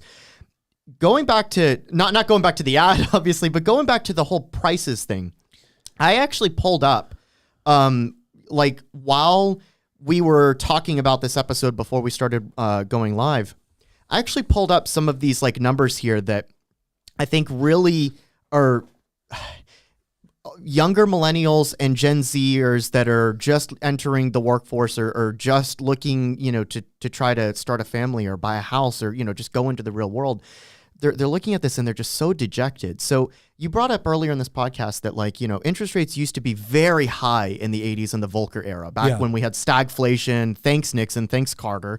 But at one point they were almost 20%, right? Yeah. So I looked up home prices, mortgage rates, household income, all of these things from 1983, so 40 years ago versus today. And the stuff that I came across is just really dejecting. And I think this is part of the problem that's feeding into some of this depression and anger that you're seeing with Zoomers and younger millennials. For example, in 1983, the median household income was about $24,500. The median home price was about $75,000 and change. It was $75,300. The interest rate, and it was actually starting to come down at this point, was 13.74%. Yeah. But what that means, though, is that the home to income ratio, right? So the amount of money that your household income is bringing in versus what the home price is, that was about 3. It was 3.06. Yeah. Which is actually, in the grand scheme of things, quite reasonable. And then when you look at the monthly mortgage rate to income percentage, so what percent of your paycheck is basically going to your mortgage, assuming a 20% down payment? It was about a third of your income. It was 34.33%, which is about what historically financial advisors and people who work in real estate or people who help you budget would tell you that you should be spending on a house. So even with almost 14% interest rates, it was actually quite reasonable to afford a home. You could do it, especially if you had a mother and a father together, that you had 2-parent income, right? You could absolutely do it back in the 80s. Now, today, the median household income's gone up a lot. It's $75,000 and change. The median home price, though, has gone up a lot faster. It's $431,000. That's the median income house price. Interest rates are just under 8%. Yeah. Which is a little bit higher than average, obviously. The average usually is about 5 historically over the past 40 years or so. And the home to income ratio, this is the thing that is truly shocking. The home to income ratio is almost 6. Mm-hmm. So it's almost doubled from 1984, back when interest rates were 14%, mortgage rates were almost 14%. And then when you look at the amount of money that you're having to put in, again, assuming a 20% down payment, and remember, a 20% down payment on $431,000, that's a lot of money. That's a lot of money. The ratio that you're spending on your home, though, assuming you made the 20% down payment, is over 40%. Yeah. Can I bring up one little aspect of this? Yeah, go ahead, Tina. Because I don't know if you've walked through some homes from back then versus homes now. Yeah. But square footage has increased incredibly. In fact, the average single-family house in the United States has overall increased in size just since 2000. The medium home size has grown since 1980, 150%. Yeah. Houses are over twice as the big. size is bigger too. So some of this too is, I wonder, some of what could be driving it is expectations of a much more lavish lifestyle. I think there absolutely is. This is one of the issues that we talk about when we talk about like overall wages and quality of life and purchasing power. So the purchasing power of the dollar has just been decimated, right? It's been harmed significantly through inflationary monetary policy. And the point that I want to make is that when we sit here and we say inflation, we all know what we're talking about. What I've noticed with a lot of students that I talk to is when they hear inflation, what they hear is greedy companies. They hear greedy landlords, right? Because they're the ones raising the prices, right? And one of the things that I'll do when I'm doing these like dialogues and whatnot with students is I'll say, okay, well, but the question you have to ask is, why are they raising prices, right? There's any number of reasons that you can raise prices within the economy that has nothing to do with overall inflation. The overall inflationary economy that we're talking about right now is because of the federal government. It's not because of your landlord. It's not because of your boss. It's because the Fed, in coordination with the Treasury and the federal government, printed $3 trillion in the space of a year. Yeah. When you do that, and this is the part which is almost like a light bulb for these students when you're talking about it. It's like, again, going back to supply and demand. If all of a sudden I just print off a bunch of paper money and I throw it into the economy, that doesn't mean that there's any more lumber. It doesn't mean that there's any more workers. It doesn't mean that there's any more vehicles. It doesn't mean that there's any more products or services. All you have is more money competing for the products and services. So the overall value of your individual dollar has to go down. If you drastically increase the supply of paper money, right, the value of each individual dollar goes down as a result. That's how inflation works. And again, it's all fine for Elizabeth Warren to get up there and be like, oh, well, they're saying that it's all because of inflation, but oil profits are higher than ever. Well, it depends on when you start counting some of this stuff. Not to mention the fact that, yeah, you're right, Elizabeth Warren, inflation doesn't affect everybody the same. Because guess what? When the Federal Reserve buys up all these treasuries and it gets pushed out, it's not like each individual American is given their equal share of whatever the inflation was. It goes into banks. Right? And they love to posture for that sort of power. They love to say that, well, gosh, if we don't get this money, then we're going to fail our depositors. And the next thing we know, we're going to have a run on the bank. And that's going to have bad economic circumstances. We got to bail out Silicon Valley Bank's depositor. Yeah. And so you look at this and you're like, okay, I understand the inflation, but understand that the people that are telling you that this is just your boss arbitrarily. I love it when Elizabeth Warren says, I'll tell you why we have inflation, greed. Let me explain something. She's actually not wrong. How about political greed? Go sit on your couch right now and think greedy thoughts and see if you get any wealthier in the process. Right? Greed is a motivation. It's not an action. Right? So what Elizabeth Warren should probably consider here is, what are the actions that lead to inflation? And we know this over centuries worth of analysis and data, that if you arbitrarily print a bunch of paper money, you're going to have generalized inflation throughout the economy. And the people that get the money first will benefit, because guess what? When they get the money first, they can come in and they can buy up real estate. They can buy up products and services. And then it's only after the economy has realized, the market has realized, oh my gosh, there's all these there's all this demand for these particular resources, that the prices have to go up in order to meet that demand, right? So that you can actually provide for future supply. So the point that I would say to, again, Gen Z, millennials, is be mad about inflation, but it's not your boss and it's not your landlord. In the vast majority of cases. Could you have a crappy boss? Sure. Could you have a crappy landlord? Yes. Are they responsible for economy-wide inflation? No, they can't be. They don't have the power. There's really only one institution that does, and that's the one that controls the printing press. And so please be skeptical of these politicians that are offering you up a very easy villain as a substitute for themselves, because that's what this is. Right? It's very easy for you to say that the boss that maybe you don't like at the job you're not thrilled about is the bad guy. And so that's what they offer you. And then you know what they say? And if you elect us, we'll make sure that you're taken care of the way that you should be. And this leads me to another point. I want to, for anybody, somebody was commenting earlier about wages being stagnant. One of the things that we have to take into consideration with stagnant wages is that a part of this is also a negative impact of inflation. Because if you're part of the investor class, which by the way, anybody can work themselves up into being part of the investor class. I don't mean to suggest that this is a fixed group of people that are evil and nefarious, right? If you have a 401k, you're investing. The point is that if you're someone that can move your money around very easily with respect to your investments, you can actually avoid a lot of the negative consequences of inflation. Not all of them, but you can certainly avoid it a whole lot better than somebody living on a fixed income and relying on savings, because inflation is ultimately a tax on savings. But here's the other thing that businesses have done, that politicians have done, and they've convinced poorer people who are, again, the net victims of these same politicians' policies. They do things like this: statutory benefits.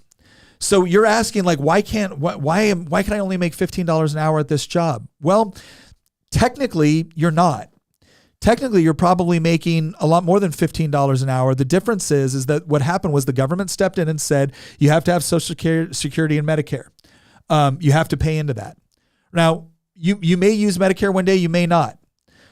Social Security, you're probably looking at now wondering if it's actually going to be there for you when you're older. Well, regardless, you have to pay for it now. And by the way, you're not paying for Social Security and Medicare as some sort of benefit for you that you might use in the future. You're paying for the current beneficiaries in the hope that one day when you need it, there will be beneficiaries paying into it so you can actually take it out. Unemployment insurance. This is another thing where I have paid into unemployment insurance all my life. You know how much unemployment insurance I've used? Zero. Does this mean unemployment insurance didn't exist before the government got involved? No, it could. It could involve itself in a lot of different ways. It could be that you set money aside in savings. It could be that you invested in something that you could then earn interest off of, right? It could be that, you did something else, but the government decided that, nope, we're going to pay for unemployment insurance. We're going to force you to pay for it. So now a part of your paycheck goes into paying for unemployment insurance. So a part of your paycheck goes toward it, but then they also, as an employer, have to match it. Yeah, well, this is on the other side. And so that's a portion that you actually, you can't see that part on your check, but they're matching you, which is also part of your pay. And then if you want to work for yourself, they make you pay all of it.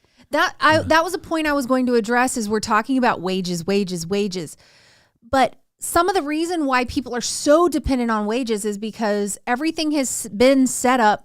Education system, everything else is set up to make good employees. Yeah. They're not set up to foster entrepreneurship. They're just not. And this, in fact, in our society right now, you're actually punished if you want to start a business and you want to do certain things, you're punished through regulation, taxes, all kinds of restrictions, certifications, everything that you need to do to get going. And it's this overwhelming fear that you're going to run afoul of the government every time you go to try to sell something. And so you're dependent now on wages because the government has made you so. I believe it was the CEO of Home Depot who once said, this was like almost 10 years ago, I believe, and imagine how worse it's gotten since then. He once said something like, if I tried to start Home Depot today, I couldn't. Yeah. Well, and if you look at all these statutory benefits, the point here is that you are actually, your compensation package is actually bigger than it was in the past. The difference is that you don't get to see it because a lot of the stuff that you're paying into, you might not ever actually use. like Workers' Compensation Insurance, Family and Medical Leave Act, right? These are all things that the government came in and told your employer, and this is the trick. Please understand, this is the trick that they do. They say, oh, well, you're only paying half of it because your employer has to match it. No, you're paying all of it because the employer has a certain amount of money that they can use for labor. And now it used to be that you had the ability to go in and be like, I want, you know what, if I can make up to let's say $22 an hour, I want $22 an hour. I don't want unemployment insurance. I don't want workers' compensation insurance. I don't want family and medical leave act. I don't want that. I just want the money. I need the money. Can I have the money? You don't get to make that decision anymore. And even if you think, okay, well, but I'm still getting the full benefit because I'm only paying half. No, you're not. Once again, the employer has a certain amount of money for labor that they can spend. And if the government says that they've got to spend, whatever, $7 out of the 22 on these things, which you may or may not use or may not be the beneficiary of, tough. Well, then all that's left over for you is the $15.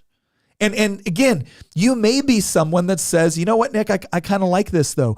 Great. Then I would love it if you have the option, because it's not like the private sector can't provide for this. What is Social Security? It's old age retirement. What is Medicare? It's medical. What is unemployment insurance? Well, it's essentially a fund that you would put money into in case you get fired unexpectedly and you need it. What's workers' compensation insurance? Same sort of thing. I got hurt unexpectedly and now I need I need money while I'm recouping. What's Family and Medical Leave Act? Well, I might have a kid, right? Like there's a private sector response to all of this. The difference is that in the private sector, you would get the full amount of the pay that you could be paid, and then you would choose what you wanted to do. But the government has come in and said, no, we're not gonna let you have that choice. We're gonna make it for you. And then we're gonna go back and we're gonna look at one statistic, wages, and we're gonna say, oh, well, wages are stagnant. Because you've taken a significant portion of what could be my wage and forced me to contribute to a bunch of government-run programs, which, oh, by the way, are not run well and have a horrible amount of overhead, fraud, waste, and abuse. And because the Federal Reserve prints money and historically lowered interest rates repeatedly for the last 40 years. It's a combination of multiple factors. Yeah. Terrible fiscal policy at the federal level, terrible regulatory policy at the federal level, and also terrible monetary policy at the federal level. It's a three-legged stool. All of those things working together to result in the perception and in many cases the reality of wages being stagnant for 40 years. Nick, there's an analogy that you told me once several years ago. I don't know if you remember it, and if you don't, I'll try to rephrase it or as best I can. But you once gave me an analogy about all of these like benefits that are required by law.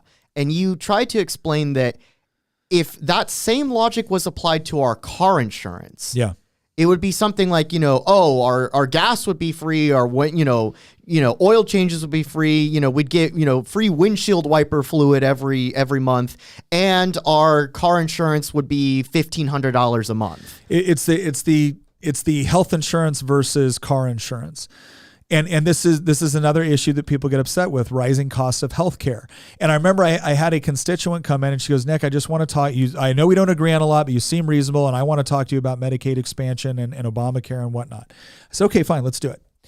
And so she sits down and she starts to talk about, and she gives me a very, very compelling emotional argument. And I want to give her due, right? She worked in a free clinic. She took this seriously. She volunteered her own time. This was something that she had some knowledge on at the ground level. And she wanted something done about it. And I said, well, can I ask you a question? So what is your problem with the American healthcare? So like, what are your major problems with the American healthcare system? And the first thing she said was, well, it's too expensive. I said, okay, I agree, but can we quantify that a little bit? Like, what do you mean too expensive? She goes, well, people can go into debt, or they can go broke, or they can lose their house just paying for life-saving surgeries and things like that. I said, okay, I agree that it's expensive. I said, but don't you think the government bears some of the responsibility for why it's so expensive? She said, what do you mean? I said, well, for instance, why don't we have more doctors? Why don't we have more hospitals? Why can't an 18 Delta, who is a special forces medic, provide basic medical care like giving your kids stitches? Why do I have to have a $10,000 ambulance ride, right, and pay the insurance? Well, the reason why is because in the American healthcare system, the people with insurance are not only paying for their health care, they're paying for everybody else's health care who doesn't have insurance.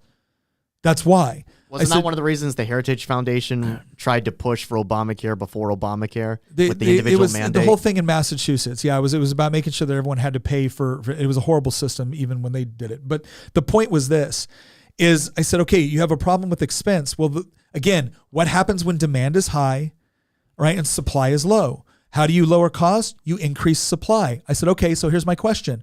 What's standing in the way of us having more doctors? What's standing us in the way of us having more nurses? Well, a lot of it has to do with federal regulation that started in the 1920s that allowed organizations like the American Medical Association and others to be able to set up standards across the board for what you had to do. And guess what? The university system loved this because you had to go to university system to be able to go through and get the appropriate credentials to be able to practice medicine. Now, what was the argument for that? Well, the argument was you got all these charlatans out there and these snake oil salesmen. Okay, great. Well, now you have some really highly qualified doctors. In fact, for some of the things that they're doing, you could say overqualified, and now it's really expensive. I said, so there's actually a solution to this, and that is you don't have to lower the standards for everything, but you can say that there are certain services, certain basic services that are actually fairly cheap and fairly easy to handle. And lo and behold, in the private sector, where you have these little clinics setting up that's saying, look, we provide these services. We don't work with insurance. We take cash. Lo and behold, it's significantly cheaper. But then guess what happens? The hospitals come in with certificate of public need laws because the government has told the hospital, you are not allowed to charge people that come into the emergency room for your services. I mean, you can charge them. Can I just tell the audience real quick? This is actually law in Virginia. Oh, it's law in most places. I feel bad for cutting you off right there, Nick, but the reason I'm saying this is because you and other people have been fighting this in the legislature for years, and I just wanted to give the audience like some background knowledge that like this is not a hypothetical thing. No, a lot of people don't know about COPN laws, but what Nick is explaining here, and Nick, please continue with explaining it. The way this and the way I was explaining it to my constituent is so now if you have a clinic that comes in and says we provide these services, the hospital will come in and question the legality of them providing the services. And the reason why they can do that is because politicians told the hospital, you have to give away goods and services for free. You have to do it. And the hospital said, well, okay, but if we have to give away goods and services for free, then we have to have a certain regional monopoly on the provision of other services so somebody else can't come in and give them to us for a lower price. Right? And on some level, you kind of get where they're coming from.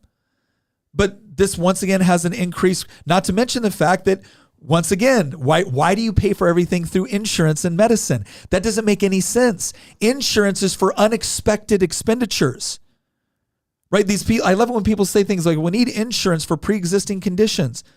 That completely violates what insurance is for. You don't get insurance for things that you know are going to happen, right? Catastrophic car insurance is for when you get into an accident. You don't go get it and then go purposely get into accidents. And this is the comparison between health insurance and car insurance. If car insurance were to have a pre-existing condition requirement, like they were trying to push for healthcare, here's what that means. It means I could get my car and I could drive it without insurance. And then the moment I got into an accident that was going to cost $25,000, I could call up Geico and be like, hey, I need you to insure me at $200 a month. Oh, but by the way, you also need to pay $25,000 because I just crashed my car. They'd go out of business. It wouldn't work. Okay, and it's the same thing with health. So why does health insurance stay in business? Because the government heavily subsidizes it. We see this all the time. And so what I was doing is I was explaining to her that everything that you're mad about with American healthcare is not a result of too little government intervention into healthcare. It's because government's already intervened into healthcare. It's the same thing with drug prices. The solution is not more politicians manipulating the marketplace. The solution is politicians getting out and allowing intelligent people to work and innovate and create new solutions and increase supply. So once again, you're mad about healthcare? Good, you should be. But direct a significant portion of that anger to the politicians that have set up and encouraged a system that other people have now managed to exploit within the marketplace.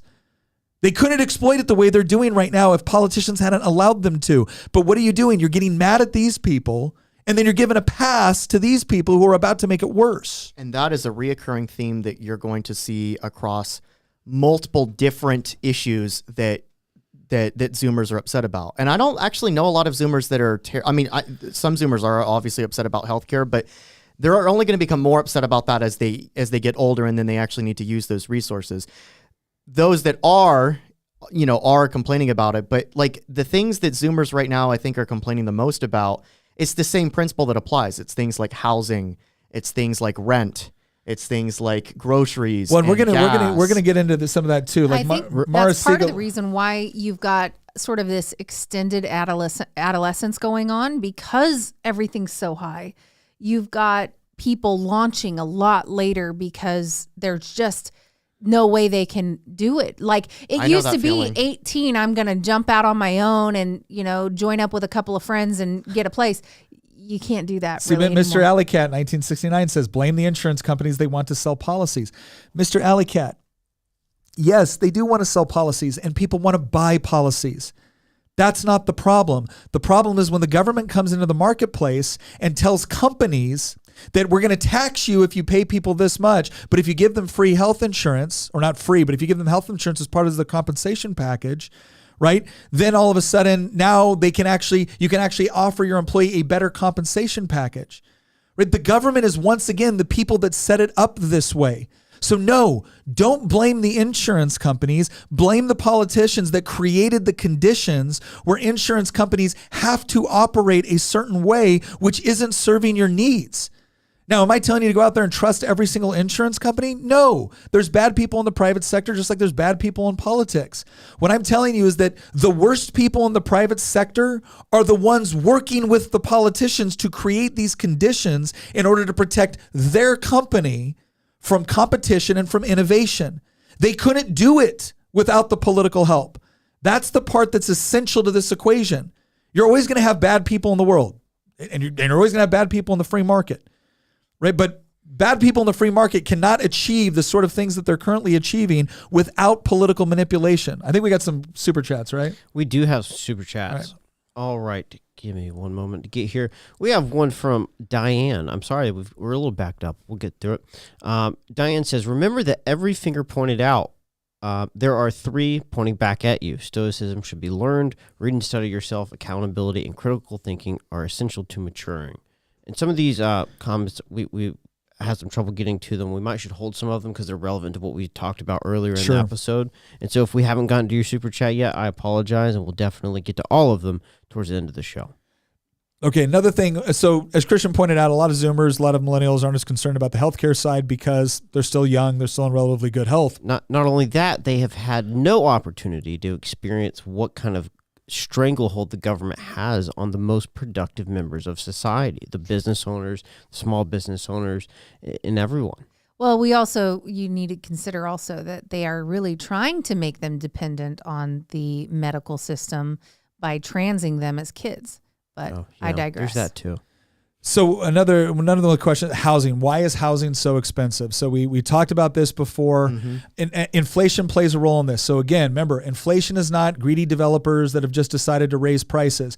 Every time Elizabeth Warren tells you that this is all because of greed, go back and just think, how much money do you make sitting there thinking greedy thoughts on your couch? Zero. You have to actually do something. It can be a motivation. It's not in and of itself an action. And oh, by the way, if developers could just arbitrarily increase the price to whatever they want, whenever they wanted, because they're greedy, why didn't they do it before? Like, why didn't they do it 5 years ago or 20 years ago or 50 years ago? Why didn't they? Because they are also subject to the marketplace. Right? It's not like people that build houses can just say, you know what? I'm going to charge $1 million for each house. They can only do that if there isn't sufficient competition within the marketplace that can actually force prices down through increased supply. So again, here's one of the questions you have to ask yourself. If there isn't more supply, why is that? Is it because the greedy developers don't want to make more houses to sell you? No, right? I'm sorry, I don't mean to be condescending when I say this. It's just so frustrating to me. The developer, the builder, they want to build more, right? They want to build more apartment complexes. They want to build more houses. They want to alleviate this burden. So the question is why aren't they? Well, if you look at places, let's look at urban areas first, because they actually have some challenges that are not as prevalent within rural areas. If you look at a place like New York City, they have things like rent control. And I see this all the time where young people will be like, well, thank God for rent control. We need more rent control. Okay, here's what rent control actually is. It's the government coming in and telling somebody you're not allowed to charge essentially what the market value is of something you own. Right? That's what it is on a fundamental level. Now, you might want to say, well, this is about people. This is about, okay, great. But the fundamental economic reality is that you're telling someone, hey, I know you own this thing, and I know somebody would be willing to pay you this much for that thing, but you're no longer not allowed to charge that much. Right? That's what it is. So here's my question. Do you think that incentivizes people to build more of those units, or does it disincentivize them to build more of those units? The answer is obvious. It disincentivizes them. Why would I build something that the government is then going to come in and tell me I don't get to get fair market value for? If you want to know why so many areas in New York were falling into slums and decay, well, if you tell me that I'm not allowed to get the market value for what I own, but I still have to keep up on all the maintenance, I still have to keep up on all the taxes, I still have to do those other things, well then, not only do I not have an incentive to build more, I don't have an incentive to keep up the one I currently have. And this manifested itself in a really interesting story in the 1960s. I think it was in Chicago, and it was a contemporary of Saul Alinsky. It was an attorney who was fighting on behalf of renters' rights. And he went in and he gathered all the renters, and they were all furious with their horrible slumlord, and they were going to show him, and they were going to demand change. And so the landlord shows up with his attorney. And before they get started on all their grievances, the landlord's attorney says, Mr. Harrison, or whatever his name was, Mr. Harrison would like to know that he's willing to sell the building right now to anybody who wants to buy it for $1. And everybody started cheering except for the attorney for the renters. He was the first one who was like, wait a second, why would this guy want to sell an entire apartment building for $1? The only way he would want to do that is if it's a financial nightmare for him. Well, that's what happens.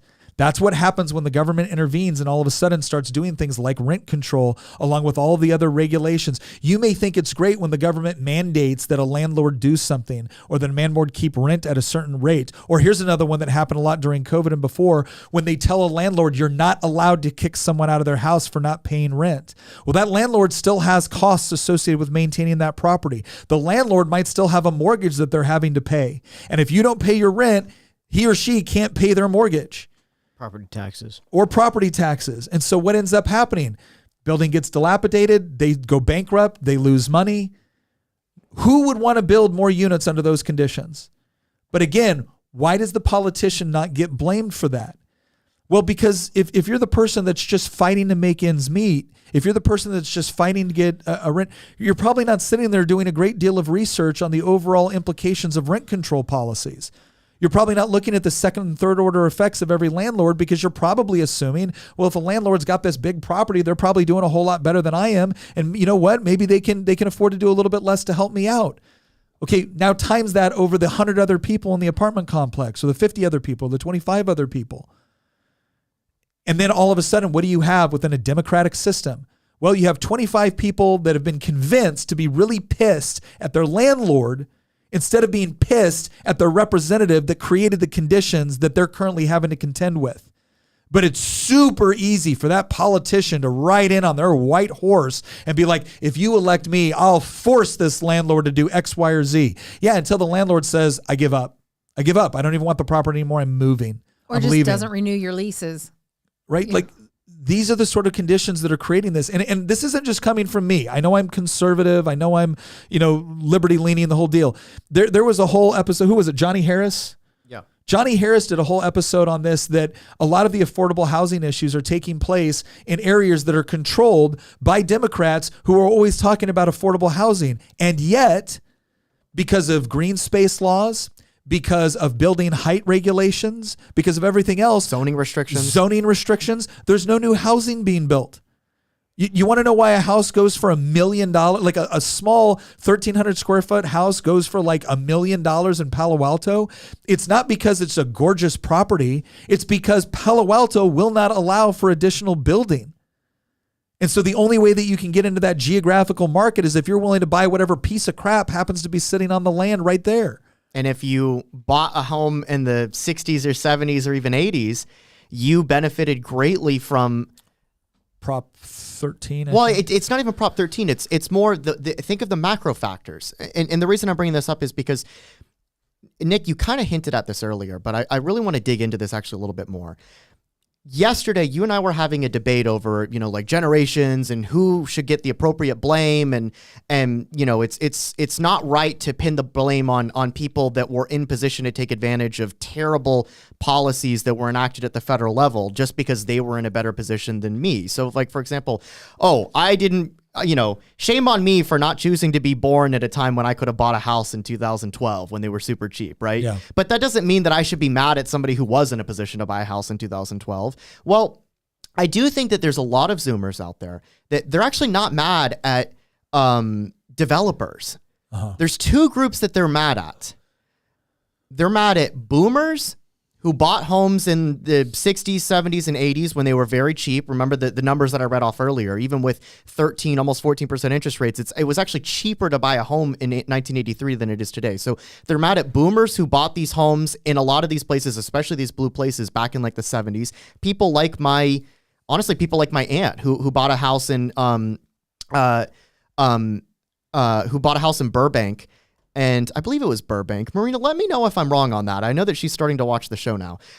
Anyway, she bought a house in Southern California in LA County in like the 1970s for a relatively cheap price and sold it for like millions of dollars when she finally retired. She wasn't a bad person for doing that, though. She made a great investment despite the fact that she actually probably didn't know that it would be such a great investment. Yeah. And there's a lot of reasons why that house accumulated in price, and it's not her fault that it did.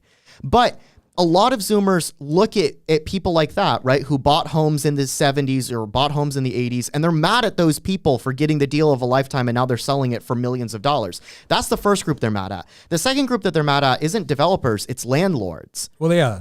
And you could say there's some overlap between the boomers and the landlords, but like those are the two groups of people that I think that when it comes to the issue of housing, Gen Z are the most upset at. And one of the things that you're really trying to get across, and you and I had a long conversation about this yesterday, is your anger is justified to a degree. Your frustration is justified, but it needs to be directed towards the appropriate source. It is not the fault of somebody who was born decades before you that they bought a house in what became a deal of a lifetime. The fault lies at the Federal Reserve. And the fault lies within Congress and within the White House, for that matter. Yeah. And that's something that I don't think a lot of Zoomers quite yet understand, is that they're mad at boomers for buying cheap houses.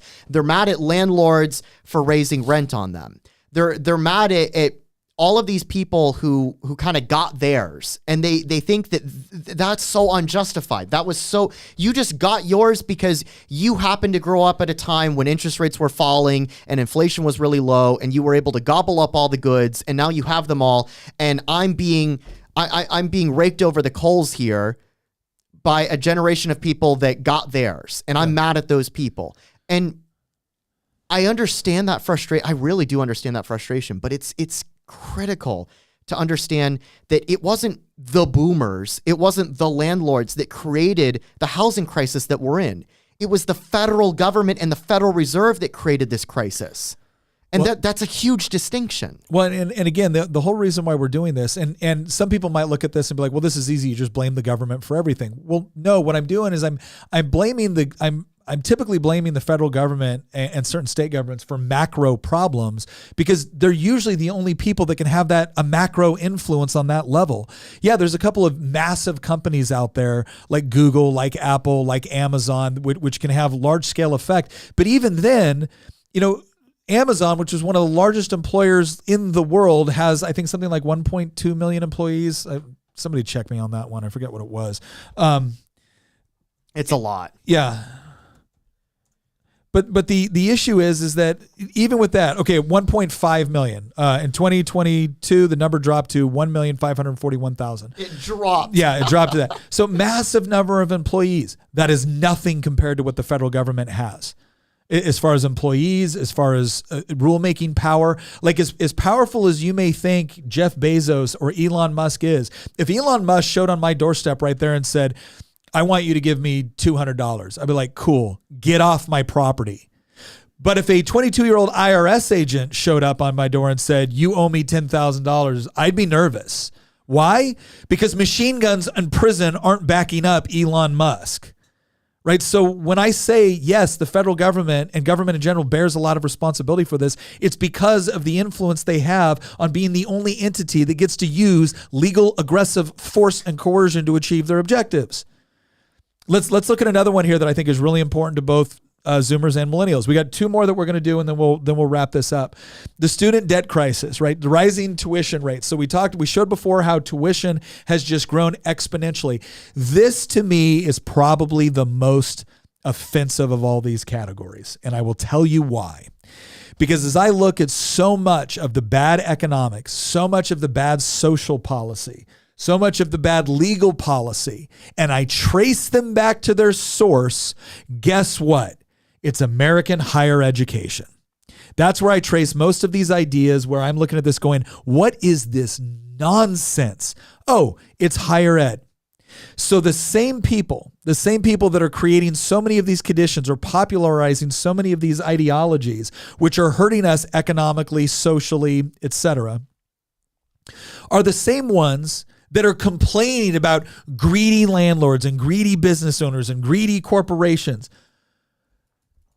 The inflation for college tuition is up 1,200%. When are we going to start talking about the greed of higher education? Because not only were they charging more, but these were the same people that were lobbying the government to hand out college loans to 18-year-olds who had no idea of the actual implications of what they were signing. It was our higher ed system that was telling everybody, well, we are the key. We are your golden ticket to a bright future socially and economically. Right? We're the key. And oh, by the way, we've lobbied the federal government to give you all this free money to get this education. And then at the same time they were doing this, and you had more and more 18-year-olds stacking up on federal debt, what did their course material look like? Were they just drastically increasing their engineering programs? No, they were drastically increasing their women's studies programs. In fact, go look at all of the studies programs. And essentially it was grievance studies. That's what they were drastically increasing at the same time that they were convincing kids to pull out more and more loans. At the same time, they were convincing politicians to then subsidize those loans or provide those loans with taxpayer dollars. And then guess what? The student that was told their entire life that a college education was the key to their economic success gets a degree in gender studies and finds out that they're not going to be able to pay off the $70,000 in college loans they took out. And then what do those same universities do? They go up to that kid and be like, oh my gosh, this is so horrible. This is why college tuition should be free. This is you shouldn't have to pay this. We need to go lobby the government to get free higher education, free college for all of the students so you don't have to endure this. Yeah. Let me get this straight. The same institutions of higher education who lobbied for these loans using taxpayer funds, in addition to all the direct subsidization they just get from state and federal governments, they lobbied for that. They then completely increased the number of courses that they were offering that were absolutely economically worthless. They gave themselves a bunch of pay increases, salary increases, benefits increases. They got their cut. And then when their students couldn't afford to pay back the loans they took out because the education they received was worthless, they have the audacity to go back and tell those same students that, the real problem here is these greedy taxpayers that don't want to subsidize or pay for your loan. Because guess what? You can't forgive government debt. You can't forgive government loans. All you can do is transfer the responsibility for paying those loans onto people that never took out the debt in the first place. So the same institutions of higher education telling all of us that they were the key to economic success and a bright future created a bunch of degrees that were so worthless that the people that got them couldn't even pay the loans. And now they're the ones telling the rest of us we're greedy if we don't want to pay it for them. That is why that is probably one of the single most offensive things to me, and it should be to Zoomers, to millennials, to anyone that pays taxes. You were fed a bill of goods, and now instead of looking at the people that fed you that bill of goods and saying, the hell is wrong with you, you're pointing at the taxpayers and joining in condemning them as being greedy for not wanting to pay off those college loans? No. I'm sorry. This is one area where, again, I will not only, I have done my fair share of dunking on this idea because it's ridiculous and absurd and quite frankly, greedy as hell. But this is my attempt to try and explain why I understand why you're mad. I understand why you're pissed. But can we please direct that ire at the people that deliberately created these conditions because it was beneficial for them? They were arguing for their future economic and social success, not yours.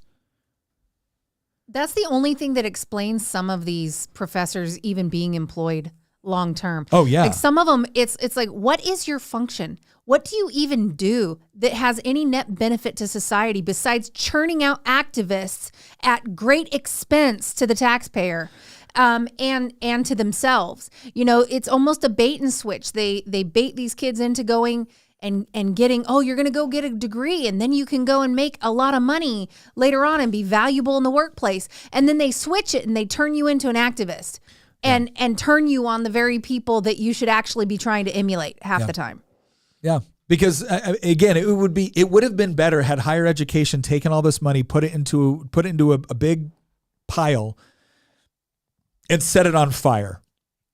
Right? At least we could have roasted marshmallows on that, right? Like if they would have just done that. But no, instead, they created something so much worse. They created the very activists that they then sent back into the world to try to justify them getting paid directly for more college education. Like what a self-serving grift. It's kind of, there's been a lot of grifting going on anyway. I mean, I look at some of these degree plans and there are certain degrees where it makes zero sense why certain degrees need to have calculus as a mandatory thing. Or there's certain classes that are mandatory for your general education to, go into this field. Why? It'd be a positive thing if calculus was the thing they're mandating. Now they're mandating woke DEI nonsense in universities. That's what they're mandating. I'm going even further back. I look at this and I go, there is so much wasted time, wasted energy, and wasted professors on kids that are never, ever going to use half of what they're learning there. They just have to check off the box so they can say they have a degree so that they can be valuable in the workplace. And then, oh, by the way, half the classes you paid for, you'll never even use. You were a useful tool to employ a professor who has no function. I have a question. Why are we funding our opposition? Believe me, as the subcommittee chairman for higher education, there's two committees that affect higher ed in Virginia: the education committee and the appropriations committee, right? Because the education committee sets policy. Now, again, we have a House committee and a Senate committee, so you can imagine a lot of the bills that left my committee didn't survive the Senate. The only good thing I can say is that a lot of the Senate bills didn't survive my committee, right? But on the same side, on the funding component, one of my biggest questions is, can anyone please explain to me why we repeatedly go back and insist on robbing our constituents to give it to institutions of higher education, some of which, there's one institution of higher education in Virginia sitting on a $15 billion endowment. But no, they need my constituents' tax dollars so that they can hire more DEI employees. Like, forget it. I'm done. I'm absolutely done. You want to prove your value to society? Then you better start doing it by actually enticing people to come to your university and get a degree, because that degree is going to turn into actual social and economic, capability instead of just more activists within the HR department. And look, to be fair, I won't paint with so broad a brush that I don't understand that there's still value within various departments within higher education. My overall argument is that the cost-benefit analysis ain't adding up anymore. It just isn't. We're paying the consequences of raising multiple generations who have gone through what is effectively a form of neo-Marxist indoctrination. Yeah. James Lindsay actually calls it American Maoism, and he's not entirely wrong. And I mean, we just saw a glimpse of this 3 weeks ago, right after Hamas killed 1,200 innocent people, shot them up at a rave on the border with Gaza, and then went into cities and just butchered people in their homes and then broadcasted it on the internet for everybody to see. It is as clear of an act of genocide as you could possibly go out there and find on the internet. Yeah.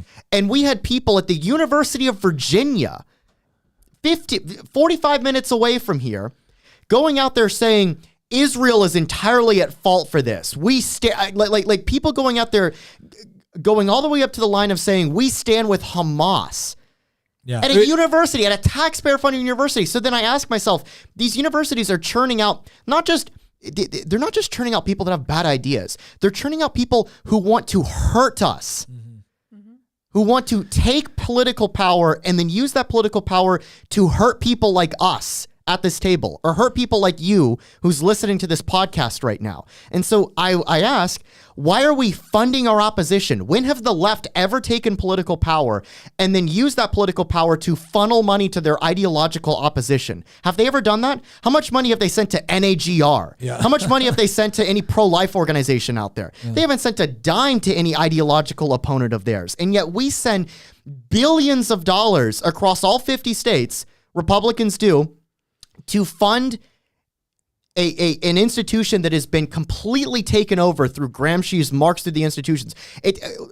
We are funding, we've talked about the Leviathan in the cathedral before. We're funding the Leviathan. Yeah. We're funding the cathedral. And then we wonder why it's producing generations of people who hate us. And then they go into the real world and then they push policies that are going to result in, like I've said before, the zombie apocalypse. So sorry for the rant there, but like at some point, people on the right, and you're seeing it increasingly, people on the right are waking up to this and they're getting mad. And I'm not attacking you on this, Nick, because I know you're actually with us. But like they're getting mad at Republican office holders that don't seem to realize that like they don't know what time it is. Yeah. They still think that we're like living in the 1990s where it's like we just all need to get together and sing Kumbaya. No, we're using taxpayer money funded by conservatives to indoctrinate a generation of people who hate them and want to inflict physical pain on them.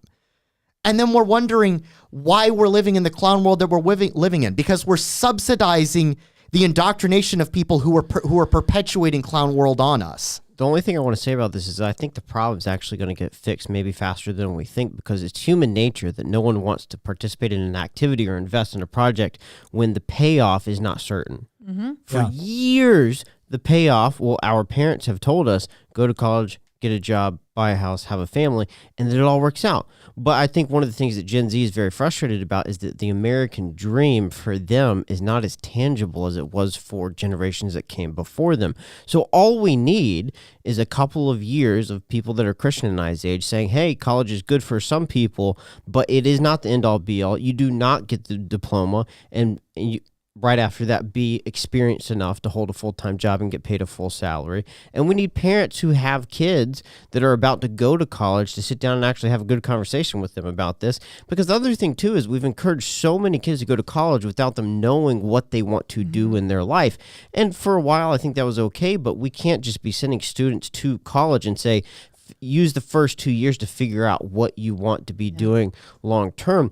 I think the first 2 years that people are going to college, they need to be taking classes within their major so that they actually know whether or not they want to be doing that. I think and this is gonna kind of go into this kind of sum up part, but let me get to one other thing, and then we're going to go into that, because there's two other things that I see a lot of. One of these things is a large emotional argument that I see all the times with respect to the economy, and it's this idea that, how can we pay our teachers and our mental health workers so little while athletes are getting paid so much? This is just evidence of the fails of capitalism. There's two things I want to point out right there. If you're going to use something like that as an evidence of the fail of capitalism, then you're going to have to explain why things are so much worse in communist and socialist countries. because I'm sorry, I don't know of anybody that is flying to socialist or communist countries in order to get a quality education or healthcare or whatever else. The other thing that we need to understand about how the economy works within a free market, and the reason why I always tell people that before you even get to the economic efficiency of a free market, you have to get to the morality of a free market. And that seems like just a off the wall argument for a lot of students that I talk to.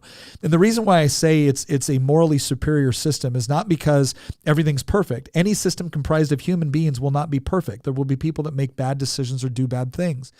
But the reason why a free market is morally superior to the socialist one, before you ever get to the efficiency or effectiveness, is because within a free market, you can't compel me to do business with you. Within a socialist economy, you can.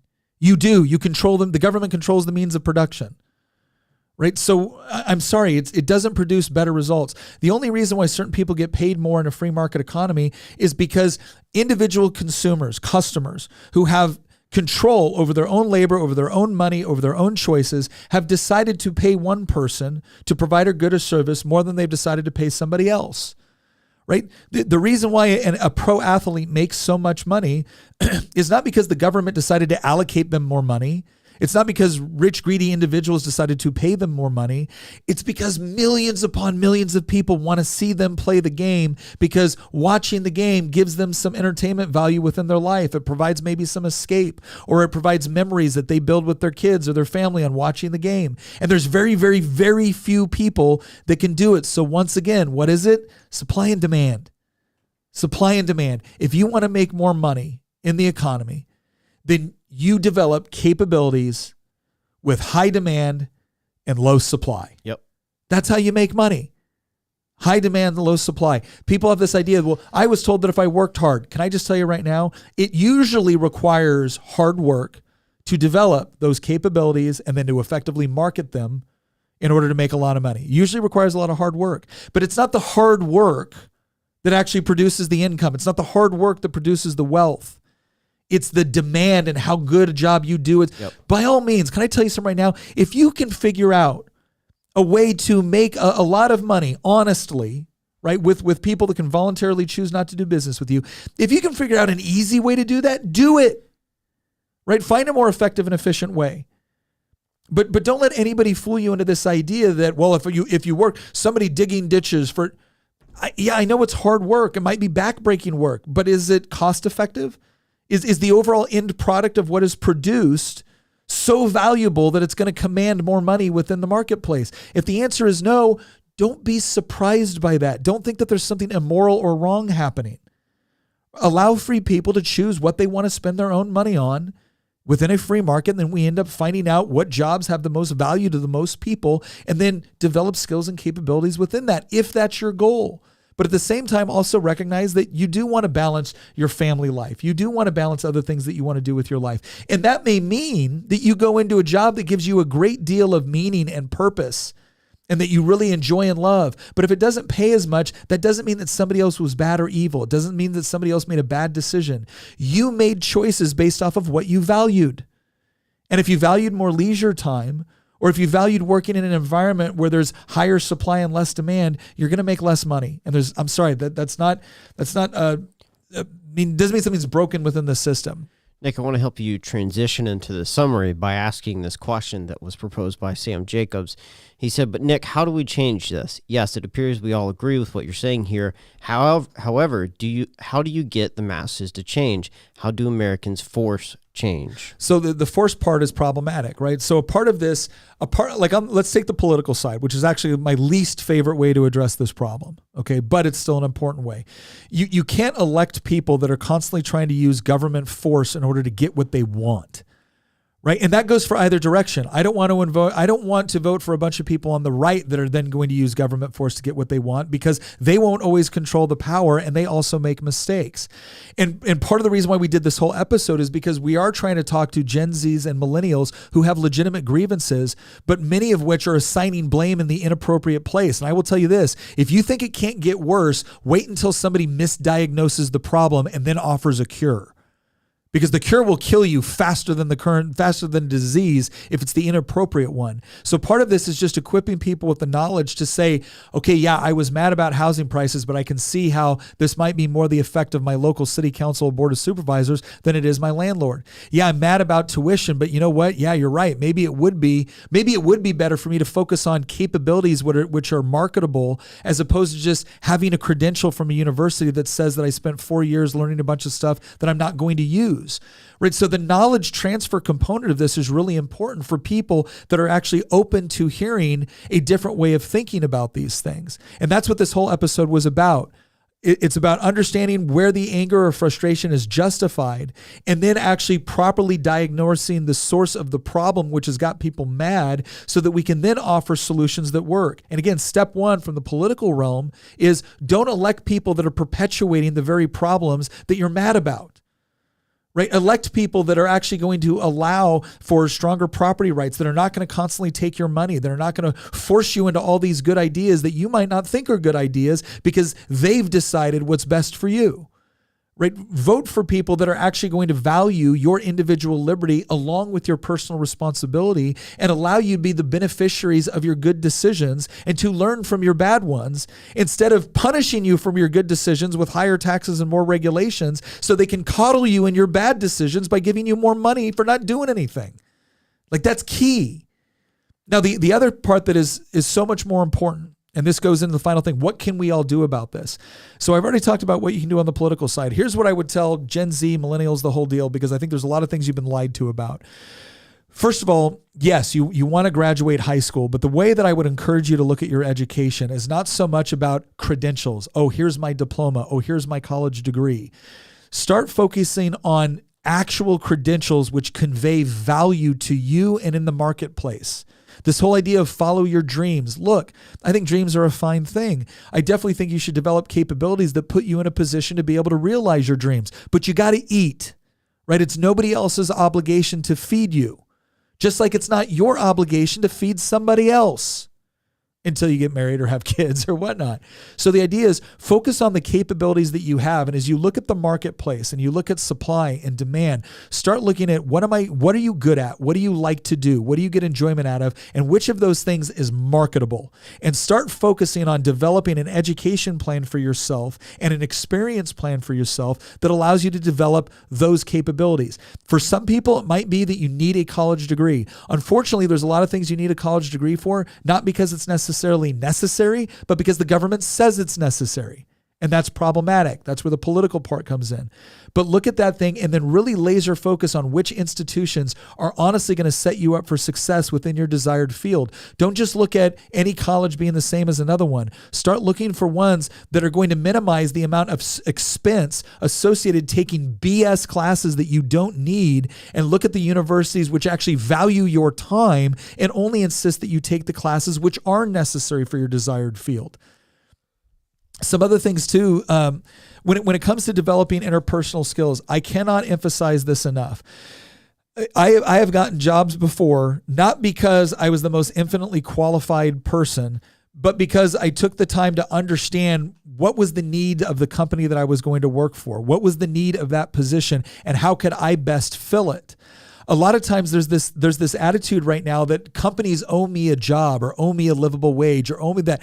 I'm just going to be honest up front. They don't owe you crap, just like you don't owe them crap, until you enter into a mutually agreed upon contract. And then they have obligations and you have obligations, and those should be written out in that contract.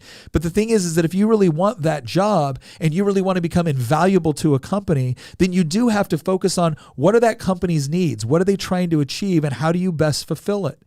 By the same token, if you're an entrepreneur, you're going to come face to face with this really quick.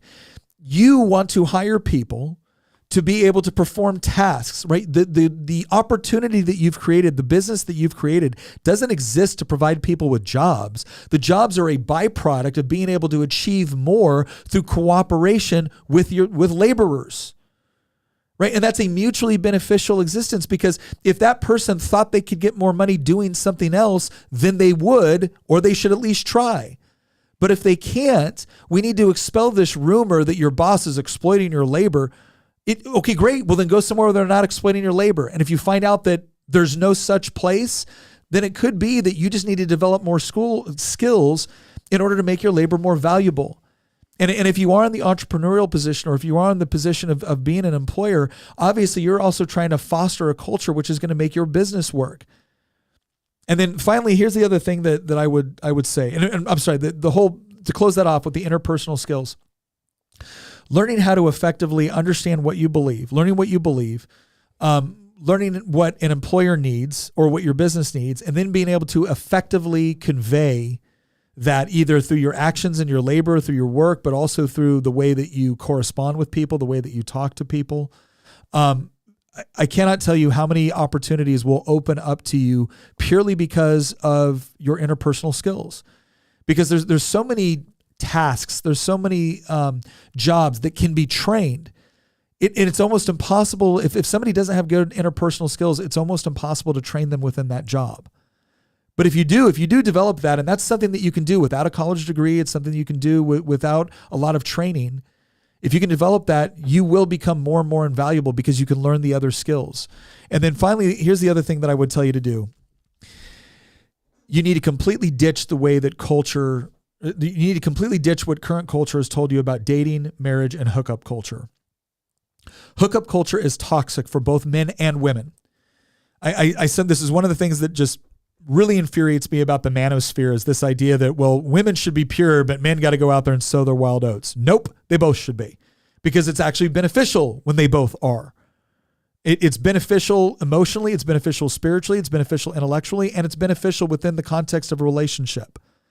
So this idea that the rules are different for men and women, no, the consequences affect men and women differently. That doesn't mean there's no consequences for men for going out and doing this. Not the least of which is it could not be any dumber for a man to say, well, I think women should be pure, but then I'm going to go out and I'm going to create the very conditions within women that I don't want to marry. It's a little bit intellectually dishonest. By the same token, for women, you really got to take a hard look at what you value with respect to a potential spouse. Okay, there's plenty of guys out there that might be physically appealing, might have that bad boy thing that you're looking for or whatnot. But the question that you should be asking yourself is this actually a good man? Because I will tell you this much, if you want to get married and you're putting off marriage and you're putting off having kids and you're putting off all this stuff until you're finished with your career because we got fertility treatments nowadays, go take a look at what happens with respect to birth deformities and abnormalities once you hit 35 and beyond. Yeah, they may be able to pump you full up for all sorts of things to get you pregnant. And look, and I don't want in any way to diminish the value of a child that has a birth defect or a deformity. Right? That's not the intention here. But this idea that women have all the time in the world to have kids, no, you don't. Every egg that you ever possess was there at conception. Right? Like all that DNA was there, not at conception. All that DNA was there. All that was there. When you're in the womb, you have all the eggs you're ever going to have. And I will tell you this, a 21-year-old egg reacts differently with respect to pregnancy than a 45-year-old one. And that's not me being mean. That's just the reality that so many people are not willing to tell women nowadays. And they're finding themselves later on in life wondering what the heck happened. You were lied to. That's what it is. You were lied to. The other thing I want people to understand, I'm not telling you to get married young. I think you should get married when it makes sense for you, but I will tell you this. I can't imagine putting off being married to Tina because I wanted to achieve certain occupational things first. Now, there may be times where that's appropriate. I don't know. I'm not passing judgment, but I will say this. Our marriage made me, as a husband, far more focused. And I hope Tina got benefits out of her marriage as well at a young age. But it's that whole idea of conquering things together. Like this idea that I'm going to conquer all these things and then I'll get married. I got a lot of benefit out of conquering those things together with my wife. There was things that I would have done very differently and worse off had Tina not been there. So this idea that you have to accomplish a bunch of things before you get married, don't buy into that narrative. Don't buy into that narrative. I know a lot of people want to get married and they feel like no one's out there, but I'm just telling you, getting married young has incredible value if it's the right person. Right? If it's the wrong person, it can have a lot of if your own priorities are in order. If your own priorities are in order. But those are just some things I would tell you is develop for capability. Don't just look at credentials, especially the credentials the popular culture tells you are important. Learn the interpersonal skills. develop a certain degree of stoicism, which says that even if you are victimized, you're going to get value in your life from overcoming victimization. You're going to get value in your life for overcoming challenges or disadvantages. You're not going to wallow in the victimization, challenges, or disadvantages. Because regardless of whether it's just or unjust, I can tell you this much. I don't know a single happy person that has actually wrapped their entire identity in bad things that happened to them. I know a lot of incredibly successful people that have overcome just horrible challenges, horrible disadvantages. And if you're the sort of person that puts your mindset on focusing on how do I overcome rather than making it a core component of your identity, the thing that happened to you, I'm telling you, you're going to be so much more happy and equipped in life, professionally, personally, and relationally. All right, so that's my little soapbox rant about that. I think we're going to get to all the super chats and questions. Before you finish your soapbox rant, I want you to continue for just a second. Okay. We got a super chat here that I want to use to finish off the episode before we get to the rest of the super chats. And this one's from Zelfin. He says, as a person in Gen Z, I'm scared to go into the world today as an adult. What's the greatest piece of advice you can give me financially, relationally, and spiritually? I don't know how to adult. Do you mind if I say a few things to this first? Sure. Financially, I would say, one of the greatest pieces of advice I was given growing up that stuck with me for some reason, and it kind of plays off with what Nick said earlier, is thinking problems and solutions. And I think that has been incredibly valuable for me. And the second thing to that is going on off. Can you explain what that means real quick? Problems and solutions. If you're in an industry, if you have an interest in a particular career path, figure out as early as possible what are the problems that need to be solved within this career field. What problem does your potential boss have that you can solve? And then the second thing to that is don't be afraid to work hard without getting paid first. And what I mean by that, like especially with me being a video editor, there has been hours and hours and hours and hours I've spent producing content and refining my skills so that at one point that level of skill would pay me back. Where, I was never in a position where I expected someone to pay me if I was going to work. I put in the work first and then was paid well because of that investment that I had made. I feel like a lot of young people are, of the opinion that, I'm not going to work or suffer unless I'm getting paid for it. I think that's a terrible position to put yourself in. And I'll let you take it from here, Nick. Well, yeah, I think on the financial side, again, making yourself capable is important. Just like your employer doesn't have a right to expect work out of you without pay that you've agreed to, you don't have a right to expect pay out of your employer that your employer hasn't agreed to. And I think sometimes that gets lost in translation. The employer is someone that has built up something and now has opportunities which you can take advantage of. So these people that say, oh, they're taking advantage of my labor. Okay, well, you're taking advantage of the opportunities that they're providing by going and working for them. And you know that because if you could get more working for yourself, you would. So I would say from a financial standpoint, obviously just try to develop good, marketable skills. And like Hamilton said, work ethic goes such a long way in that. I can't emphasize that enough. And then from a financial perspective, avoiding so many people have an expectation for what their life should look like, especially at an early age. Spending a lot of money on stuff that you don't really need early on, especially when you can kind of like suck it up and endure, it is going to serve you really well. Don't be blowing money on flashy things. Don't be blowing money on stuff that you just don't really need. There's pride to be had with money in the bank. Yeah. It gives you a great deal of freedom. It gives you a great deal of security. Like, I'm not someone that tells you to go in no debt whatsoever. I think sometimes it can be appropriate, but I think you should definitely limit it as much as you possibly can and focus on having resources available so that when genuine opportunities strike, you have the ability to react to them. And that's something I wish I would have done a whole lot better job of when I was younger. I really do. It could have really made the difference in certain situations. When it comes to relationships. Hang on the financial one, you left out the most important thing. What? Buy gold and Bitcoin. Buy freedom gold. So when it comes to relationships, and this actually goes onto the spiritual as well. Whenever I talk about this, there's inevitably people that are upset with me about it, and I'll just tell you what I tell them. I can share with you my experiences. I can share with you the worldview, but I'm not going to share you the worldview without the author of it. And so I'm a Christian. My faith is absolutely critical to everything I do and I believe. And I can't tell you the enormous benefits that I've had from organizing my life around a consistent and comprehensive worldview that has something to say about things like relationships. When Tina and I were considering getting married, and this was at like 18, we sat down there and talked about the things that we had as expectations. We talked about the things that we wanted to do, what our dreams were, what our goals were, how many kids we wanted to have, what we thought about, pets. I mean, we talked about all of it. And here's what I can tell you. Everything about those expectations changed or modified at some point. So why did we stay together? Well, because the fundamentals were the same. The fundamental worldview was the same. And so when we made that commitment to one another, we understood that this was for life. And so things would, the essentials had to be secure. And then everything else can change or modify or whatnot. Just have a conversation and good communication. But I will tell you this, if you look at things like dating as nothing more than a way to go out and have fun with other people, I'm going to tell you right now, I think it's going to set you up for failure in marriage.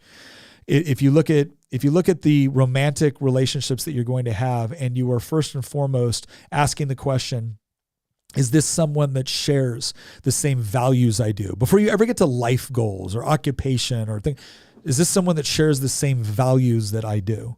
You have to ask that question first. Because if you share the same values and you're both committed to them and you're committed to this objective standard, well, then it becomes easy to modify the other things. It becomes easy to address challenges with one another.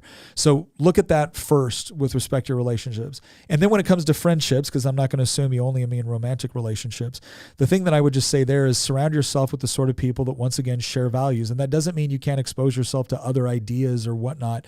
But when you're surrounding yourself with people that they want the best for you and you want the best for them, and that doesn't mean just achieving a particular goal, it means they want you to be the best person you can be, and you want them to be the best person they can be.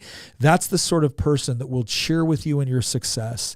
That's the sort of person that will empathize and sympathize with you when you're down. And it's also the person, this is probably one of the most important things, that's the person that will also hold you accountable when you most need it. So I would say on the financial, the spiritual, the emotional, or the relational, those are all really critical. But here's the thing, and I'll end it with this. The spiritual, I think, is the most important, because if you have that comprehensive worldview, that you feel confident in who you are and that you have meaning and purpose within this life. The biggest problem that we see going on within our society right now at a national level and at a personal level is identity crisis. It's people not knowing from one day to the next what they are, who they are, what their purpose is, or what they're supposed to be. And they're the ones that I think feel a lot of fear in this world. I can tell you this, I feel frustration. I don't feel fear. I will feel anger sometimes, but I don't wonder who I am and I don't wonder what my purpose is. And so I think if you can answer that question, it'll go a long way in overcoming difficult challenges. And never forget this, the way that you get out of bad times is when strong people, good people, rise to the challenge during those times. If that doesn't happen, the good times never return, and quite frankly, we don't deserve them. All right. We have quite a few super chats here. If we can keep the responses to 60 seconds, we'll be done with this. All righty. 60-second responses. How about one-word answers only? No. No, we can't be doing that. Actually, you time me. What do you want, 30 seconds, 60 seconds? 30 seconons. 30-second time. All right. Tina's telling me I got to answer these questions with 30 seconds. Tina, if it's a $20 super chat, 60 seconds. There's the capitalist in that. All right. This one's from 11 Bravo. He says, solution to fixing the culture. Every child whose birth parents are both married and cohabitating should result in a 33% cut in the household income tax. Once again, I love the name 11 Bravo Crunchy. It's awesome. Look, I think we should cut everybody's taxes as much as humanly possible. The one thing I will say is that I'm actually a little bit skeptical of the government trying to manipulate and create perverse incentives. For instance, I don't want people to get married and have kids just because they think that there's a financial benefit from avoiding taxes. I want them to do it because they think it's the right course of action. And so I get the sentiment. I'm just always dubious and always skeptical of the government trying to manipulate it. This one's from... Look at that, 27 seconds. Bam. Way to Hot go, day. babe. This one's from Christian Burton. He says, I believe we're seeing the evolution of society as a whole. craving and glorifying convenience and selfishness, sacrifice and servitude is fleeting. I think there's a lot of truth to that, but I think part of it is because we have a culture that has taught them that convenience and selfishness is a form of empowerment. Like when all of the emphasis is put on you and your value and your needs and your wants, and then you're told that that's the actual moral paradigm, that's what you're supposed to look up to is the greatest thing. I think that's really problematic. And so I think you're right on that. I think the antidote for that is when people actually realize that they get a lot of value in serving others. Yeah. A good convenience, though, is having good ranchers ship meat to your door. This super chat is from Isaac. He says, I wonder how long it will be before the lazier among young people begin to pass laws against ageism as an excuse in the workplace for being lazy. I think that's an interesting question, Isaac. One of the things that I always try to emphasize to people is that when you give more power to the government, you give the power to whoever actually holds the reins. And they're not always going to interpret the laws or interpret the rules the way you thought that they would. And so anything that you're doing there to give yourself an advantage at someone else can always be later turned against you. And too few people realize that, which is why we have so many people that run to the government in order to try to get solutions for their problems. When in reality, government should actually be kind of staying back and letting free people to work together in voluntary cooperation rather than coercion. This one is from Diane. We already read that. We already read it, but we didn't get a chance to respond to it, so I'll read a little bit. Remember that for every finger pointed out, there are three pointing back at you. Stoicism should be learned, ready, and study yourself. Accountability and critical thinking are essential to maturing. Somebody said that's why I always use knife hand. That's the old sergeant major trick right there. Yeah. That way no fingers are pointing back. No, it's a really good point. The Stoicism is, I think, making a comeback especially in a lot of some of the manosphere channels and things like that. And it is a very interesting philosophy and outlook on the world. It's sometimes being misinterpreted by the toxic masculinity crowd. I think the critical thinking and accountability is so important. It is one thing to tell people like, you go girl, right? But what happens to the accountability for one's own actions? Accepting accountability for one's own actions is actually empowering because what it suggests is that you have some control over your life and your circumstances. And that is a huge antidote to the people that are telling, well, you don't have any control. Well, if you don't, who does? And if it's the system, well, then why are those the same people advocating for a larger system that they control? So yeah, when you can think critically, take accountability and personal responsibility for your actions, that's the hallmarks of being an adult, right? Not a child. And it's amazing how many people want to infantilize people forever. Can I say something real quick? Absolutely. Somebody said, Nick has another chat. And just to let folks know, we are streaming on multiple platforms, which is why there are multiple chats. And we have actually two YouTube pages, channels. One is Making the Argument, one is Nick Freitas. So go check out Making the Argument if you're not already there. On Rumble as well. This super chat is from Ellen.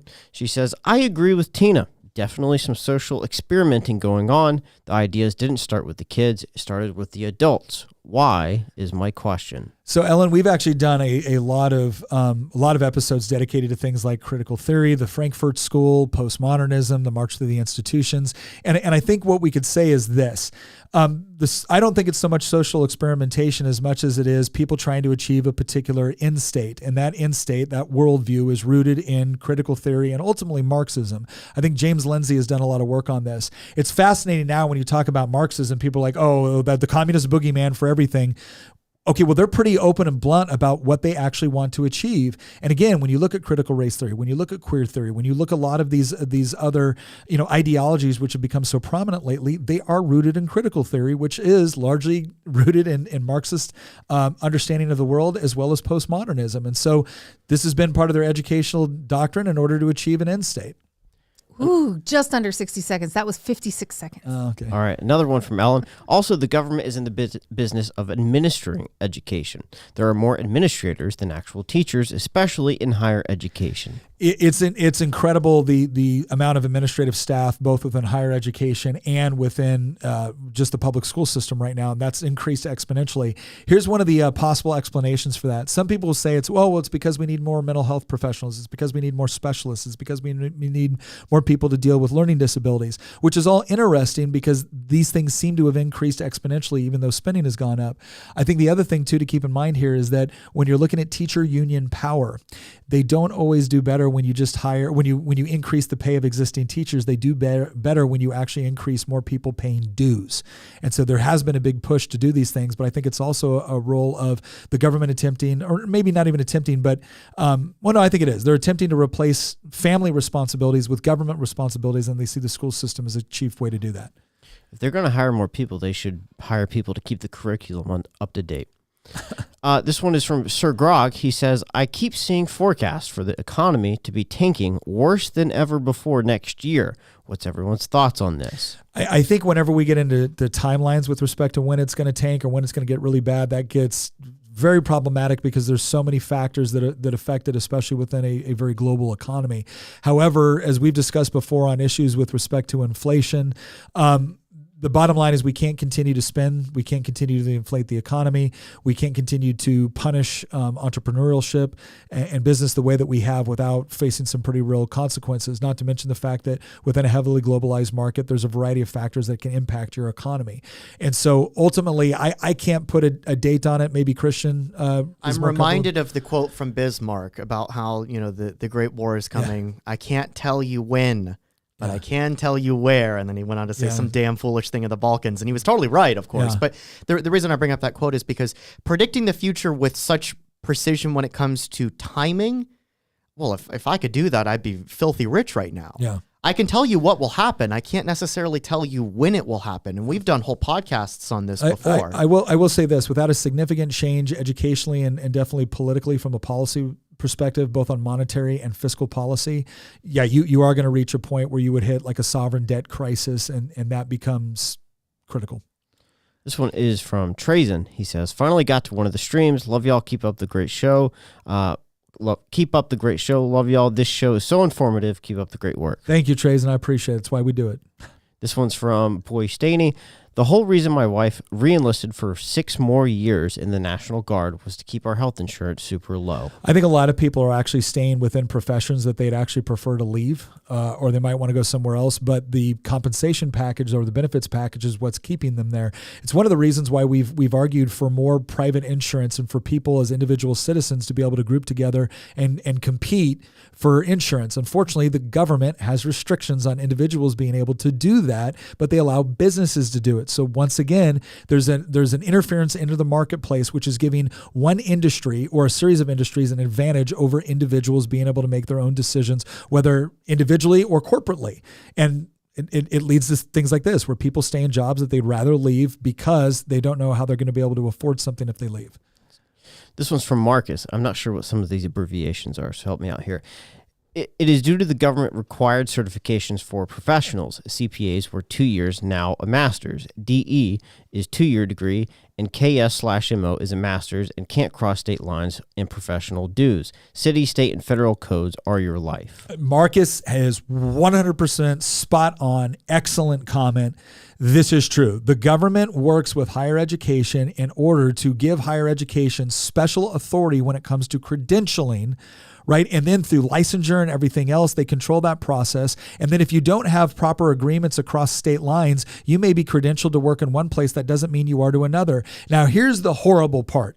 Every time we try to reduce these requirements and allow for more free market solutions to it, the very industries, the people that have already completed these tasks, they're the ones that show up in force to protect the licensure or the credentialing requirements, because the attitude is in part, well, we went through it. Why shouldn't they have to go through it? The other thing that it does is it creates barrier to entry within the marketplace. So you have higher education financially benefiting, you have established industry benefiting, and you have the politicians benefiting because they're getting donations from these various industries in order to keep these rules in place. So you are absolutely spot on. It is a huge problem. I think it's immoral, and it has to get to a point where it's so bad that people are willing to revolt. And one of the ways they're going to revolt is not necessarily voting. They're just going to start providing goods and services without the government's dang permission. And quite frankly, I'm loving it.